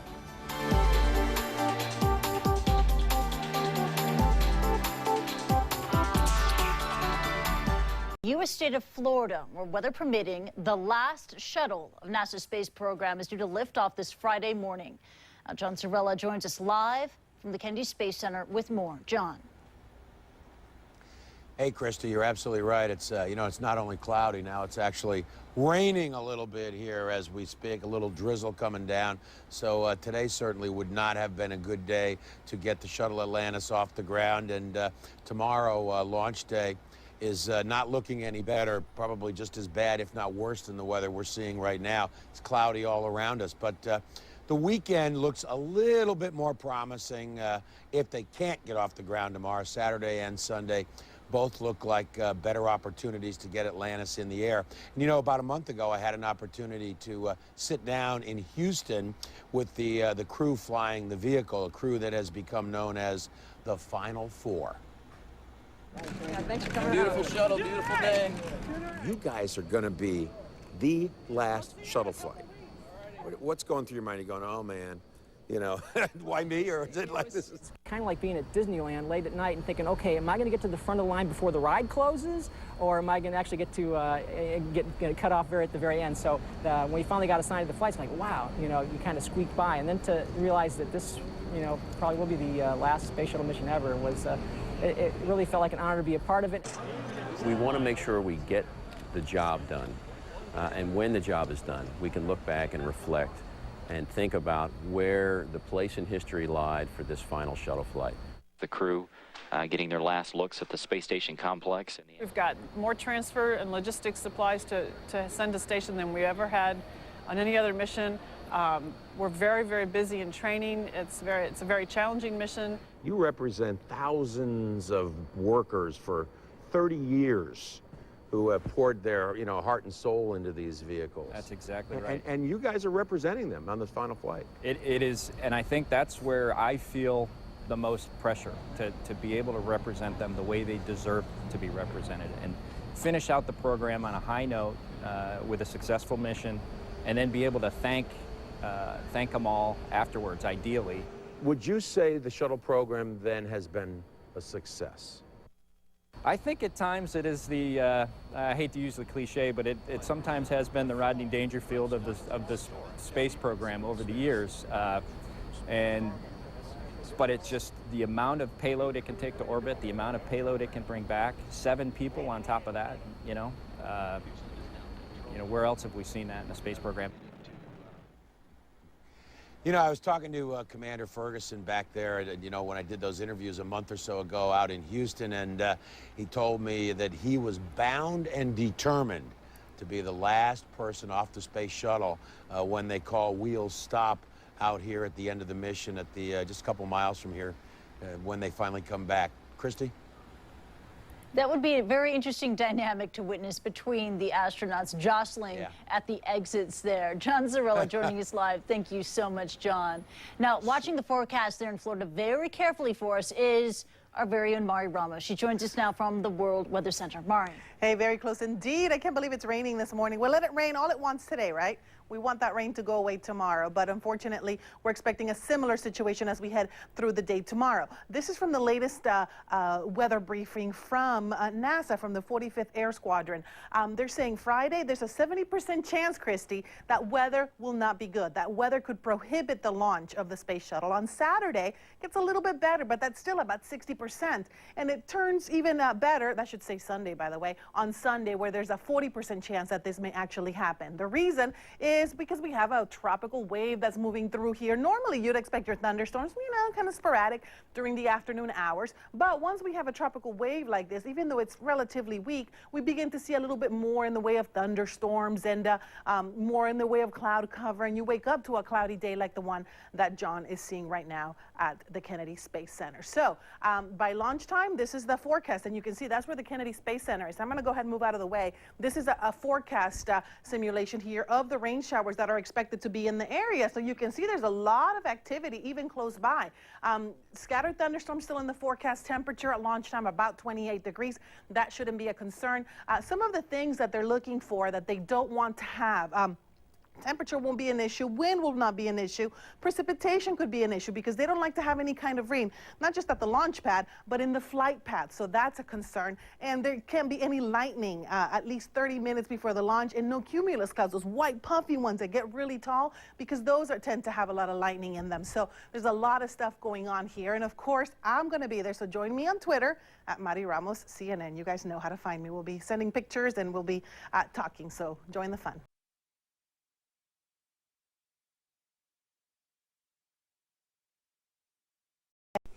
Wenn das Wetter mitspielt, dann erleben wir an diesem Freitag, wie eine Ära zu Ende geht. Das allerletzte Space Shuttle soll mit 4 Astronauten an Bord in den Orbit aufbrechen. Tja, und dann ist nach rund 3 Jahrzehnten und einigen tragischen Unglücken Schluss. Die Lastesel werden eingemottet. Die bemannte Raumfahrt in den USA legt eine lange Pause ein, auch weil das Shuttle-Programm einfach zu viele Milliarden verschlungen hat. Carsten Mierke hat sich rund um Cape Canaveral in Florida umgesehen, vor allem in dem kleinen Ort Titusville, das viel von den Shuttle-Starts profitiert hat. 6, 4, 3, 2. Noch einmal wird es dieses markerschütternde, donnernde Geräusch geben, dieses schreiende Zischen. Dann wird zum letzten Mal aus einer riesigen Wolke ein Space Shuttle in den Himmel von Florida starten. Und wie seit 30 Jahren werden direkt gegenüber in dem kleinen Städtchen Titusville Millionen Besucher am Ufer stehen und dem Spektakel zujubeln. Da, wo sich auch jetzt wieder die Stadt alle Mühe gibt, aufzuräumen. Es soll schließlich ordentlich sein, wenn unsere vielen Gäste kommen, sagt er. Eine Arbeit begleitet von klammen Gefühlen. Ich bin schwer deprimiert, dass die Ära vorbei ist. Weiter oben in der Stadt rüstet sich Laura in ihrem Fischrestaurant für das letzte große Geschäft. Ehrlich gesagt war hier jedes Mal so viel los, dass wir kaum hinterherkamen. Vorne im Dixie Crossroads sitzt Dean, der uns stolz und traurig zugleich seinen Ring zeigt. Für 30 Jahre Arbeit am Space Shuttle. I'm kind of proud, you know. Ich bin schon ziemlich stolz darauf, was ich alles gemacht habe. Und es ist ein trauriges Ende. Aber ich bin bereit für neue Abenteuer. Das muss er auch. Denn wie rund 7000 andere wird Dean kurz nach der Atlantis-Landung seinen Job verlieren. Sandy Lee ist auch darunter. Zusammen mit ihrer kleinen Tochter und ihrem Mann Carl wohnt sie ganz in der Nähe des Space Center, wo sie 6 Jahre lang als Ingenieurin für das Shuttle-Projekt gearbeitet hat. Gut 2 Wochen noch. Dann wird sie nicht mehr gebraucht. Ich denke, NASA hat zu lange gebraucht, darüber nachzudenken, wie es weitergehen soll. Und wegen der schwächelnden Wirtschaft fehlt jetzt doch noch das Geld. Neue NASA-Projekte liegen in jeder Hinsicht weit weg in den Sternen. Und Titusville wird leiden. Denn nach dem Atlantis-Start wird man hier wohl rund 5 Jahre lang keine bemannte Raumfahrt mehr sehen. Dieser einmalige Blick auf die Startrampe des Shuttle hat Titusville reich und berühmt gemacht. 30 Jahre lang, jetzt ist Schluss damit. Und was den Leuten vom Shuttle bleibt, das ist nicht viel mehr als ein paar übrig gebliebene Souvenirs. Und natürlich ein paar Erinnerungsstücke im Stadtmuseum. Barbara hat sie zusammengetragen und die Aussicht, dass amerikanische Astronauten für die nächsten Jahre einen Platz ausgerechnet in der russischen Sojus buchen müssen, kränkt ihren Stolz. Ich mag das nicht. Aber wenn es sein muss. Ein schmerzlicher Abschied für die eigentliche Weltraumnation Nummer 1. Doch die ersten Zuschauer für das traurige Goodbye haben sich ihre Plätze schon reserviert. Es ist das Ende einer Ära, denn mit dem Start der Atlantis hebt, wenn das Wetter mitspielt, zum letzten Mal ein Space Shuttle von der Erde ab. Das übrigens Live-Bilder, noch liegt alles im Plan. Nach 30 Jahren ist dieser letzte Start gleichzeitig eine Zäsur in der amerikanischen Weltraumforschung, denn ein neues Transportmittel steht bislang nicht zur Verfügung. Man überlässt den Russen das Feld für den Transfer zur internationalen Raumstation ISS. Der letzte Akt. Einmal noch wird ein Shuttle abheben und dann ist erst einmal Schluss mit Amerikas Eroberung des Weltraums. Als die Obamas kürzlich durch die Hallen des Kennedy Space Centers schlenderten, sah es schon aus wie ein Familienausflug ins Shuttle-Museum. Die Sterntaler sind knapp geworden in Amerika. Die hochverschuldete Supermacht kann sich kein teures Weltraumprogramm mehr leisten. Die wiederverwendbaren Shuttle sollten die erdnahen Raumflüge zur Routine machen, preiswert und sicher. Aber die Shuttle-Flotte wurde immer teurer und die Challenger- und Columbia-Unglücke demonstrierten einer geschockten Nation die menschlichen Kosten des Programms. Für Präsident Obama steht fest, Amerika wird die Raumfahrt nicht aufgeben, aber bezahlen soll es jetzt vor allem die Privatwirtschaft. Mit $6 Milliarden Startgeld aus Washington machen sich kommerzielle Unternehmen wie SpaceX und Orbital auf den Weg ins All. SpaceX hat seine Falcon-Rakete schon mehrfach erfolgreich getestet. Und Sir Richard Bransons Virgin Atlantic-Programm will betuchte Touristen an die Grenze zum Weltall bringen für $200.000 pro Kopf. Es ist der Anfang eines ganz neuen Weltraumzeitalters. Leute wie Sie und ich können ins All fliegen und wir sind dabei nicht auf irgendwelche Regierungen angewiesen. Aber wenn NASA-Astronauten nach diesem letzten Shuttle-Start zur internationalen Raumstation wollen, dann müssen sie auf absehbare Zeit bei den Russen mitfliegen. Ich weiß nicht, ob es dir, Mick, auch so geht, aber da kann man schon mal so eine kleine Träne im Auge haben, oder? Ja, es ist so, vor allen Dingen, wenn man die gigantischen Bilder vor Augen hat, die dieses Programm hier in den letzten 30 Jahren geliefert hat. Es war ja wirklich gigantisch, was man da so sah. Zum Beispiel dieser Raupenschlepper, 8 Stunden für 6 Kilometer. Und damit ist das Space Shuttle im Weltraumbahnhof Cape Canaveral dann zum Start gerollt, Startrampe 39B. Und man sieht hier auch schon die Größenverhältnisse, was das für ein gigantisches Unternehmen war. Der Space Shuttle selbst ist ungefähr so groß wie eine mittelprächtige Boeing 737, also ein kleines Verkehrsflugzeug. Aber der Aufwand, um es dann wirklich zur Startrampe zu bringen, das war schon kolossal. Und diese Bilder sind praktisch Vergangenheit. Das Space Shuttle, die Atlantis, steht ja auf der Rampe. Man sieht hier auch die Feststoffboosters, die Zusatzraketen. Man sieht hier den Menschen auf dieser Hauptdüse, eines der Triebwerke des Space Shuttle. Also größer geht's nicht. Die Amerikaner sind dafür ja bekannt gewesen und so wird es hoffentlich heute Nachmittag sein. Der Start wird hoffentlich gut über die Bühne gehen und das wird dann auch Geschichte sein. Das Space Shuttle wurde ja auch entwickelt, damit man arbeiten kann im Weltraum. Hier wurden zum Beispiel auch Hitzekacheln repariert von Hand, weil die Kacheln absprangen und auch zu einem Unglück führten. Hier auch ein sensationelles Bild. Ein Space Shuttle wird zurückgebracht aus Kalifornien auf einem speziell umgerüsteten Super Jumbo. Also das ist alles Geschichte. Möglicherweise fliegt so ein Space Shuttle noch mal zurück, aber die Raumstation ist fertig. Ab 1998 wurde das Space Shuttle dafür eingesetzt, denn kein anderes Raumfahrzeug konnte die Bauteile überhaupt in die 350 Kilometer Umlaufbahn bringen. Und jetzt haben wir nur noch die Russen. Die Soyuz im Augenblick, die auch die Amerikaner mitnehmen wird für viel harte Dollars. Die wird auch künftig fliegen und dann gibt es natürlich die private Konkurrenz. Aber die fliegen nur Virgin Galactic, wenn sie in 2-3 Jahren abhebt, 100 Kilometer hoch. Also da ist noch viel Luft und wir müssen mal sehen, was die Amerikaner künftig an den Start bringen. Mick Locher, Dankeschön. On Florida's coast today to watch the Space Shuttle Atlantis lift off for the very last time. After 3 decades and millions of kilometres, it's the final flight for America's shuttle program. But right now, it's the weather that has got everyone's eye. The storms are threatening to delay the launch. Palab Ghosh looks back at the shuttle's legacy. The last ever shuttle set for its last ever mission. The launch of Atlantis marks the end of an era of space exploration. America's first space shuttle. The first shuttle, Columbia, was launched in 1981. And the shuttle has cleared the tower. It was supposed to be the start of a new era of cheap, regular space exploration. The idea back then was that there'd be launches from here once or even twice a week. But of course that didn't happen. Costs soared and there were design problems. And liftoff. Liftoff. In 1986, the shuttle Challenger exploded on launch. The entire crew, including a school teacher, was killed. And the design flaws persisted. Columbia, Houston, UHF, comm check. There was no answer. Columbia had exploded as it re-entered the Earth's atmosphere in 2003. But the shuttle also had its golden years. Discovery put the Hubble Space Telescope into orbit in 1990.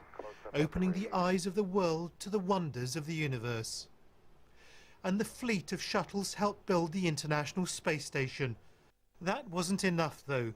With the loss of 14 lives and 2 spacecraft, NASA decided that the shuttle fleet would be mothballed once the International Space Station was finished. Palab Ghosh, BBC News, at the Kennedy Space Center in Florida. So after 30 years, the US Space Shuttle program is set for its final launch later this day. That is, if the weather holds. You're looking now at live pictures of the shuttle Atlantis at the John F. Kennedy Space Center in Florida. Just 2 hours ago, Mission Control gave the go-ahead to fuel the tanks, but NASA forecasters say there's still only a 1 in 3 chance that the weather will be good enough for a launch. Now, there's been 135 missions since the first launch back in 1981, and they ain't cheap. The average cost of launching a space shuttle is about $450 million a mission. Well, as we've said, the weather is the factor for the shuttle Atlantis and its crew. Let's go to Jen Delgado now, who's keeping tabs on all of this. Joins us now from the CNN International Weather Centre. It's going to be a hugely watched event. I mean, not just around the world, but particularly in the US, isn't it, Jen? Absolutely. I heard there's reportedly thousands, if not a million people out there watching this because they're reminiscing about the whole history of Space Shuttle Atlantis. And as we said, we're expecting the launch to happen a little later on today. But as I show you on the radar, things have improved dramatically, if you can see, over the last 12 hours. Right along that eastern coastline of Florida, things have settled down. But the problem is we have a tropical wave that we're watching. And this one has about a 30% chance of becoming a tropical cyclone. But nonetheless, it is going to increase the thunderstorm coverage across the region as we go through today, tomorrow, and the next several days ahead. But for the launch today, here's the forecast. We're expecting a chance for scattered showers and thunderstorms out there. Southwest winds 15 to 20 kph, temperature at 28 degrees, launch time 15:26. Now, if it doesn't get off today, by tomorrow we have a little bit better of a chance to lift off, but still the weather is not going to be ideal for the next several days. We'll have more world business today in just a moment. Stay with us.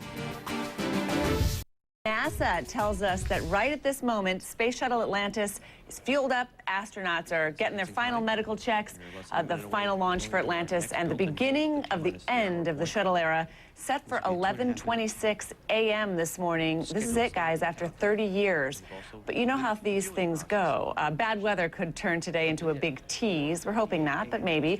There's about a 70% chance of bad weather, so the historic moment might have to wait. And then Velshi waits for a few more days.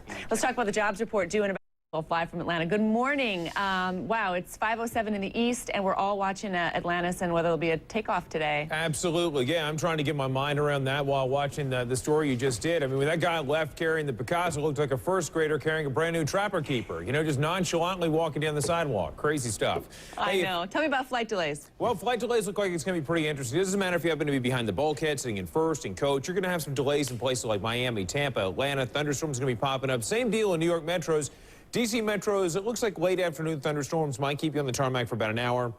And Memphis and Cincinnati, basically the same deal. Problem is, those same thunderstorms may keep the shuttle on the launch pad. Here's the reason why. Again, you see that area low pressure, that tropical disturbance drifting its way up towards Tampa. As it does so, more cloud cover with that, some scattered showers and storms. Could see some storms across the northern plains, too. More specifically, though, for Kennedy Space Center, shuttle Atlantis, 82 degrees, the temperature, chance precipitation, 60%, wind out of the south, southwest at 12. Again, folks, it does not look good. We're going to have more on your travel here if you happen to be staying in this lower level atmosphere, and of course for the guys taking off into space. That's coming up in just a few moments.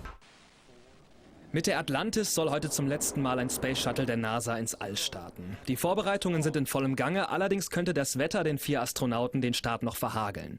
Die Wahrscheinlichkeit für den Abflug der Raumfähre liegt deshalb inzwischen nur noch bei 30%. Mit dem Start endet eine Ära. 135 Shuttles schickte die NASA in den letzten 30 Jahren ins All. 2 davon endeten tragisch.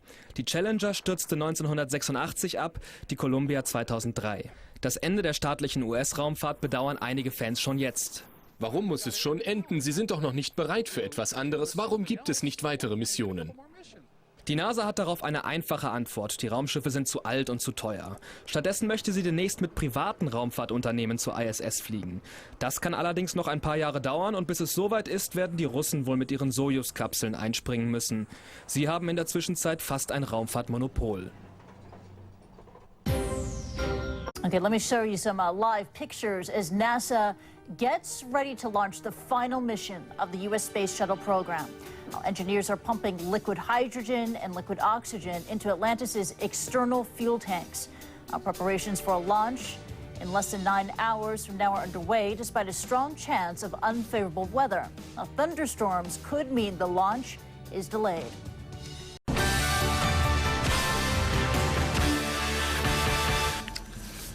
This is World One, live from London. Our top stories. Space Shuttle is set to take off in a few hours from now. It will be the final mission in the 30-year Shuttle program. The launch could be delayed by weather conditions at the Kennedy Space Center in Florida. NASA says they are currently only 30% favorable. So in just a few hours' time, and weather permitting, the Space Shuttle will blast off into space and into history. John Curry was a flight director at NASA's Mission Control and has spent much of his life to guiding the shuttle through the heavens. So for him, the last launch will have very personal significance. We asked him to share his thoughts. 0 and liftoff for the final launch of Endeavour. Expanding our knowledge, expanding our lives. The day it blasts off, I guess, is going to be very surreal because we're talking about 135 flights, of which I participated in half of those. It's a wonderful flying machine, and we've been able to put about 1 million pounds of hardware into space for the space station. It's going to be around for years and years and years. But it's just the amount of payload it can take. So there's just wonder and amazement that humans can put something together like that. And also a little bit of caution until after the solids rockets come off. And then once the main engine's cut off, about 8 minutes into the flight, then there's a little bit of a sigh of relief that you've made it through a very stressful period, because going through the atmosphere is the hard part. That's why it takes a lot of work and a lot of energy to make that happen. It was a successful program. We essentially have command of low Earth orbit. The 6A mission, we had all of the space station computers go down, and that's not supposed to happen. It's not credible that you're going to have 3 computers go down near simultaneously, but we had 3 of them go down in less than 24 hours. And it left the space station without control capability. And without the shuttle there, it would have been a much different scenario. We would have had a much harder time, and the shuttle was able to maintain attitude control and keep everything going. Amazing flying machine, did a great job, and we're going to miss her. Well, meteorologist Jennifer Delgado is monitoring the weather in Florida, which could still affect the Space Shuttle launch. Jen, they're saying 30% favorable. The odds are not good. Not good. And Manita, I can tell you're a glass half full type of girl. But 70%, we don't have a chance to get that Space Shuttle into the sky again. So let's go with Manita. Let's stay favorable. But as we look at the radar right now, I want to show you things have improved across the region. We do have some scattered showers on the western coastline of Florida. You can see just to the west of Tampa. But over towards the east, things have died down considerably over the last several hours, and that's what happens when you lose that loss of the sunlight. But the problem is we still do have some clouds over towards the west. Been seeing a little bit of break in the cloud action over towards Kennedy Space Center. If you're wondering what this orange box is, that's an area we're watching for the potential for tropical development. Right now it's a tropical wave potential, but certainly you don't want to see that when you're trying to get the space shuttle back off. Let's see if we can go over to the live shot just to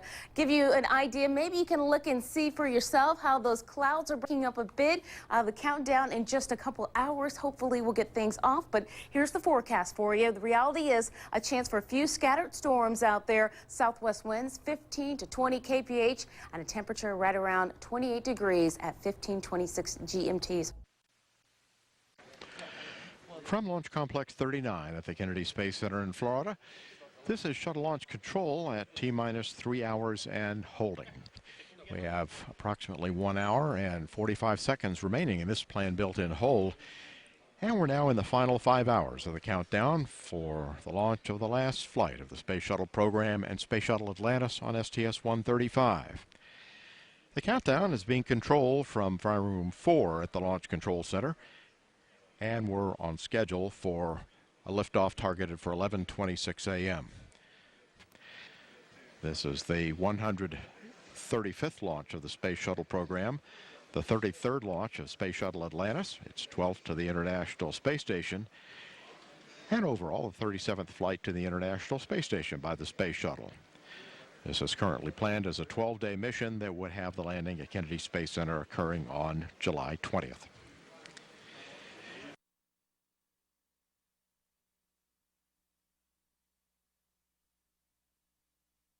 Here's our commander, Chris Ferguson. He's in the suit-up room. He's having a fit check of his helmet. He's our commander on this flight, and going over to pilot Doug Hurley.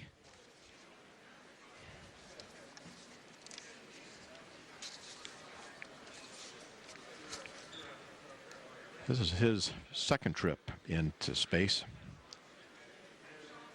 He completed his first space flight on STS-127, and he's logged more than 376 hours in space.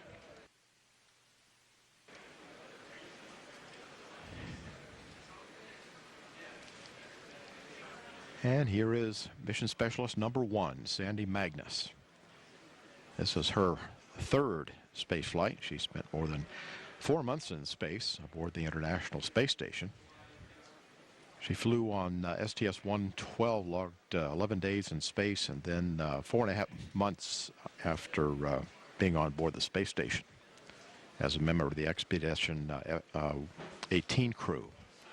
This is Rex Walheim. He's our mission specialist number 2. He's making his third space flight. He's spent more than 24 days in space on STS-110 and STS-122, and he's had 5 spacewalks totaling more than 36 hours.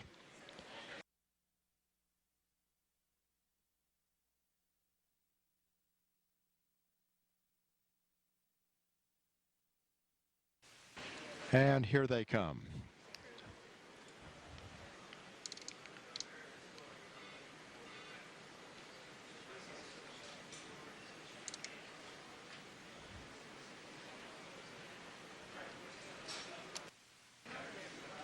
Crew going down the elevator, where they'll be greeted by employees from Kennedy Space Center and members of the news media.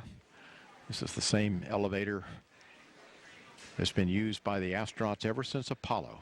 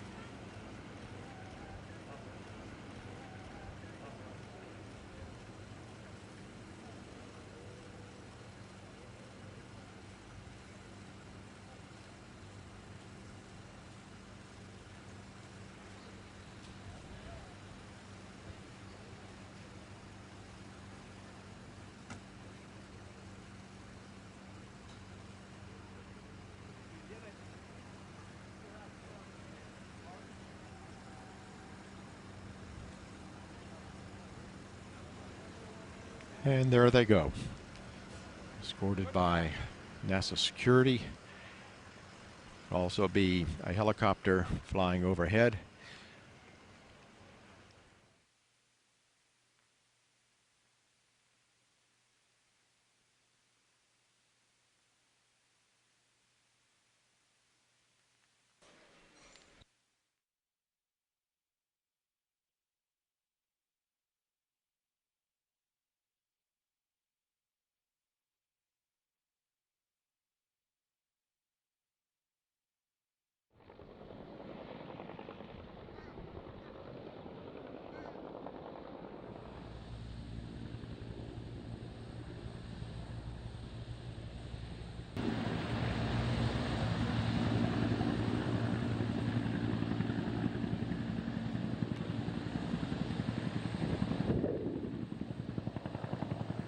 This is Shuttle Launch Control, T-minus 2 hours, 38 minutes, 26 seconds and counting.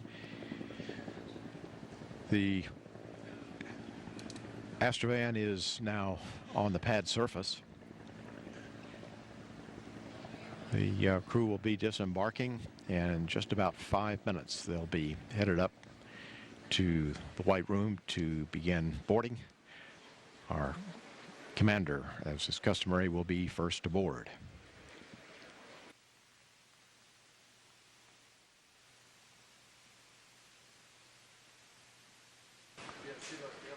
Crew is doing what many of the crews like to do before they go up and board. They like 5 minutes or so to go up on the pad and take a look at Atlantis, pose for some pictures in front of the shuttle before they board.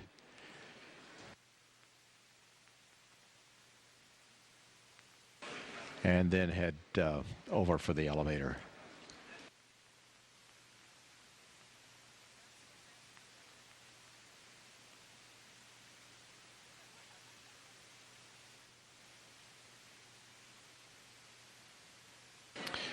Commander Chris Ferguson and pilot Doug Hurley will enter the White Room shortly. Our mission specialists, Sandy Magnus and Rex Walheim, will probably wait outside a little bit and take the time to look around, enjoy the view from up there while the commander and pilot board.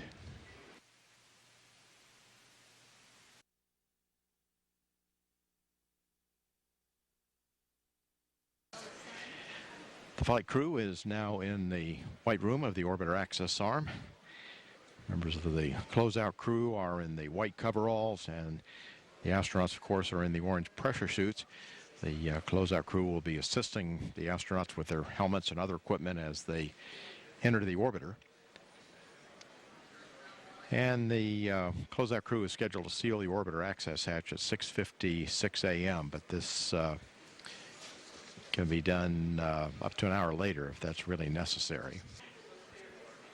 Joining us right now here in the firing room is Jim Kelly, astronaut Jim Kelly.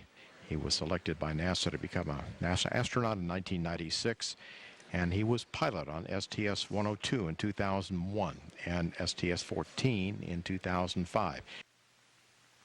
And I'll tell you just a little bit about the closeout crew here. The closeout crew has been in existence obviously since the beginning of the shuttle, and they're just an outstanding group of folks. They've been together for a long time. We might not even see him here for a little while, but Travis Thompson's the lead. He's number one. They all have numbers on the back of their gear and on their hats and things like that. And number one is called the OVCC, Orbital Vehicle Closeout Chief.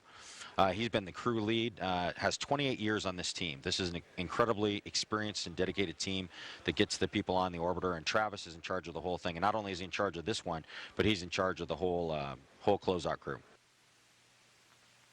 We can see here Chris Ferguson getting put into his seat, and the folks that are helping him get into his seat there are the number two. If you can see the number two on him is Randy Brezhnik. He's actually a Marine Corps colonel. He's one of our astronauts. You can see him in the one screen.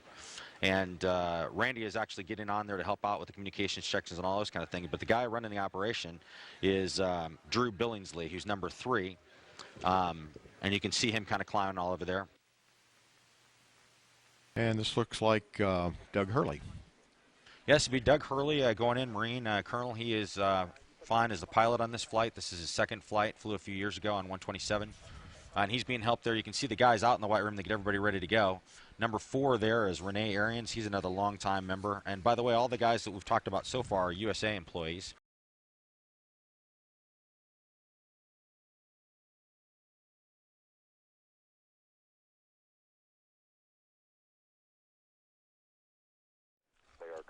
Doug has gotten in from the middeck, and you kind of have to go in through the middeck, through the hatch, and in the middeck you kind of take a right, about a 90-degree right.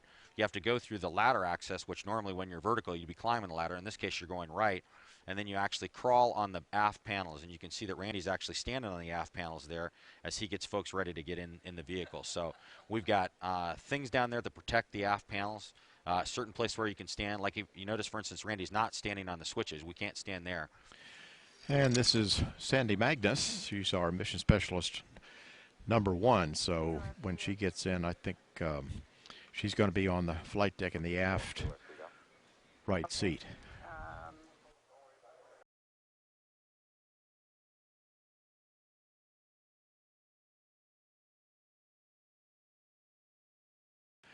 Now this is Rex Waldheim. He's mission specialist number 2, but he's also the flight engineer.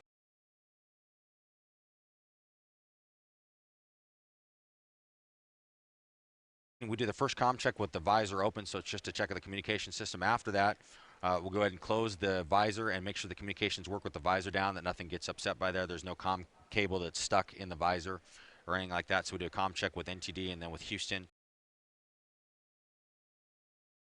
Atlantis is sitting on the launch pad at the Kennedy Space Center in Florida. The crew have donned their orange suits and should be beginning to board right about now.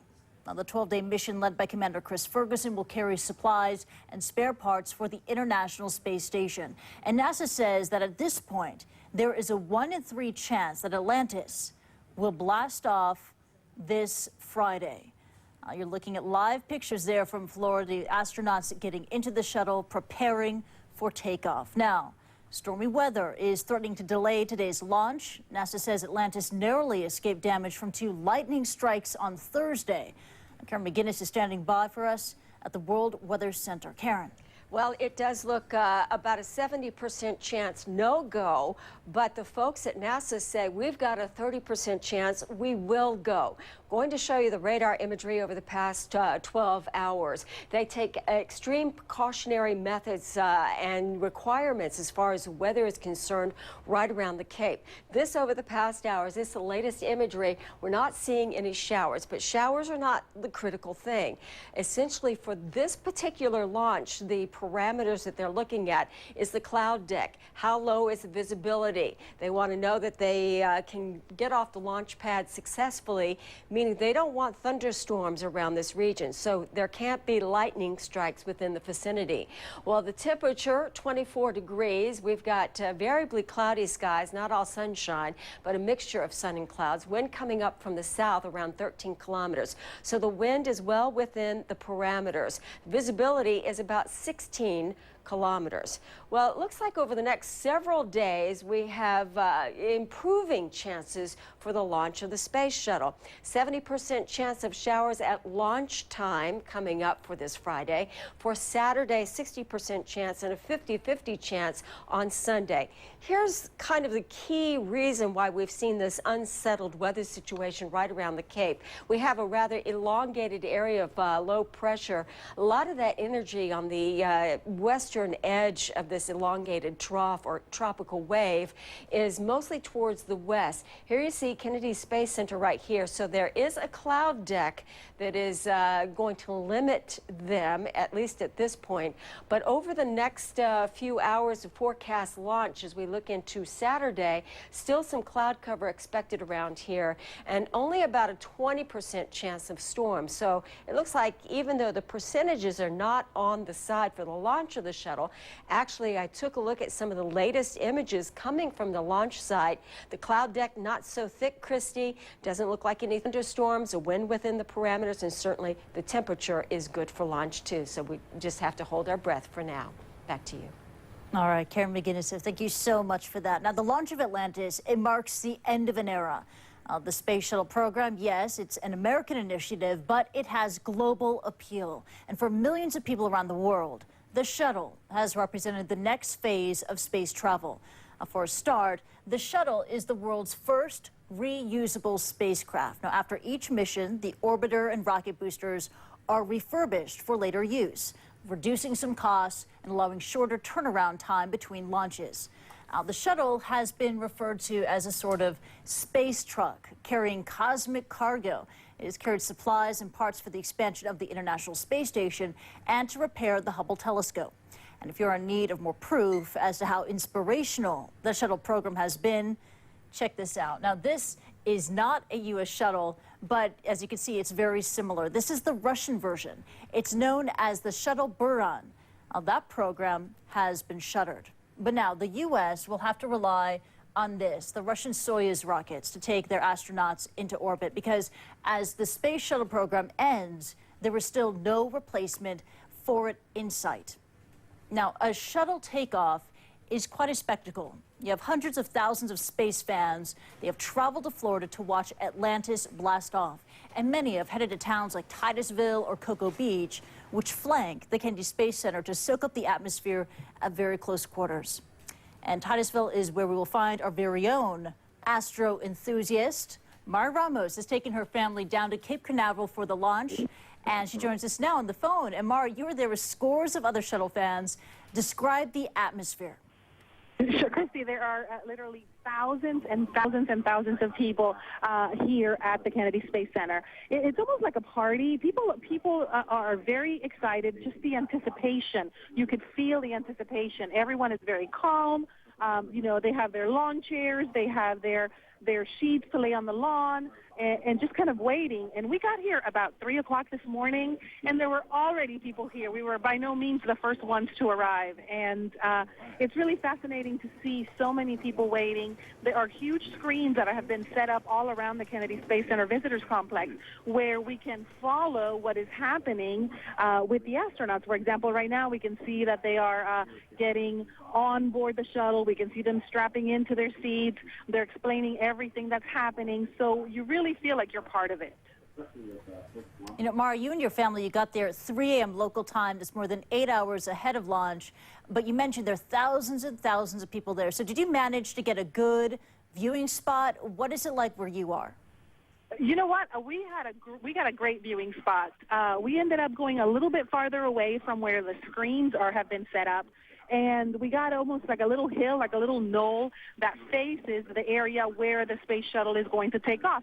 And I've never seen a space shuttle launch from this location, but I asked around to other people that had been, and they told me that that was a good spot to see it because there's nobody else in front of you, and you only have a tree line in front of you. However, Christy, in about an hour, we're going to board a bus, and that's going to take us even closer to where the shuttle is going to take off, and that one will take us right across from an area that's called the Banana River, and we are going to be literally about 5 miles away from where the shuttle will be taking off. And the only thing in front of us, we're going to have a great view. The only thing in front of us will be the water, and then the land, and then the shuttle.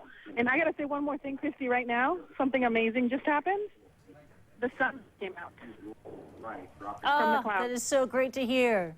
That's wonderful to hear. I was going to ask you about the weather there. So the sun is coming out. We're looking at these live pictures of the crew getting fitted out, getting kitted up. They're preparing for liftoff. But as you've been hearing, there is a chance that the weather may not cooperate. If today's launch is a no-go, what will be your plans? What's going to happen? What was that? I couldn't hear the last part of your question.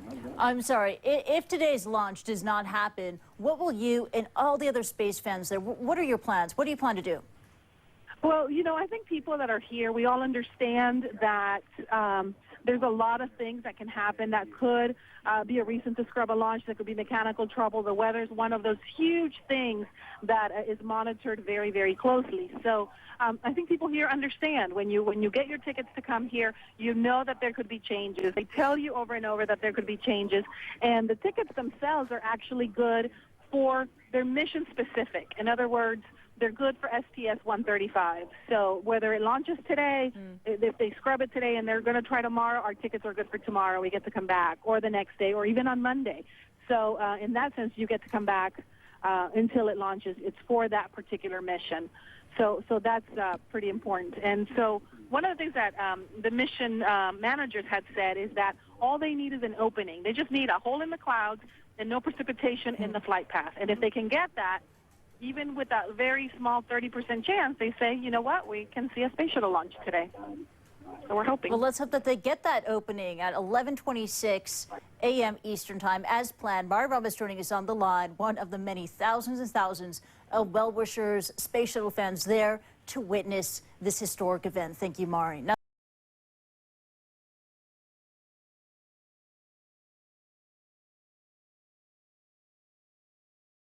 Chris and Renee have closed the hatch at this time. Welcome back. You're watching World Business Today. And speaking of today, today marks a milestone for the US Space Shuttle program. In less than 2 hours from now, NASA is set to launch its final shuttle mission with the liftoff of Atlantis, but bad weather still may delay the event. Let's go to John Zarella now. He is live at the Kennedy Space Center in Florida with an update. And John, I guess if it does go ahead, it's going to be a day of hugely mixed emotions.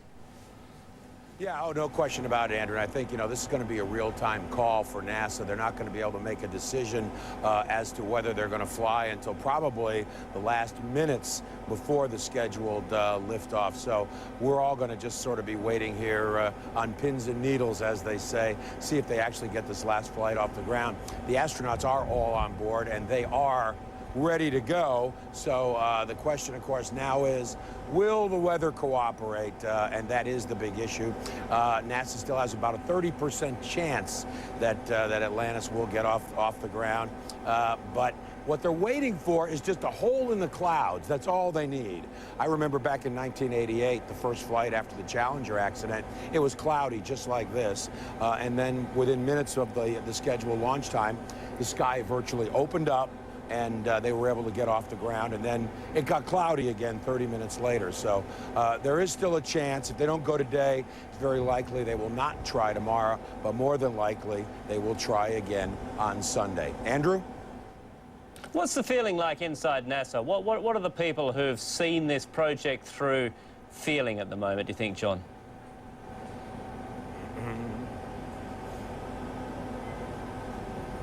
Sorry, John, I don't know if you heard me then, but what are the folks at NASA, what would be going through their minds today? What's the feeling there?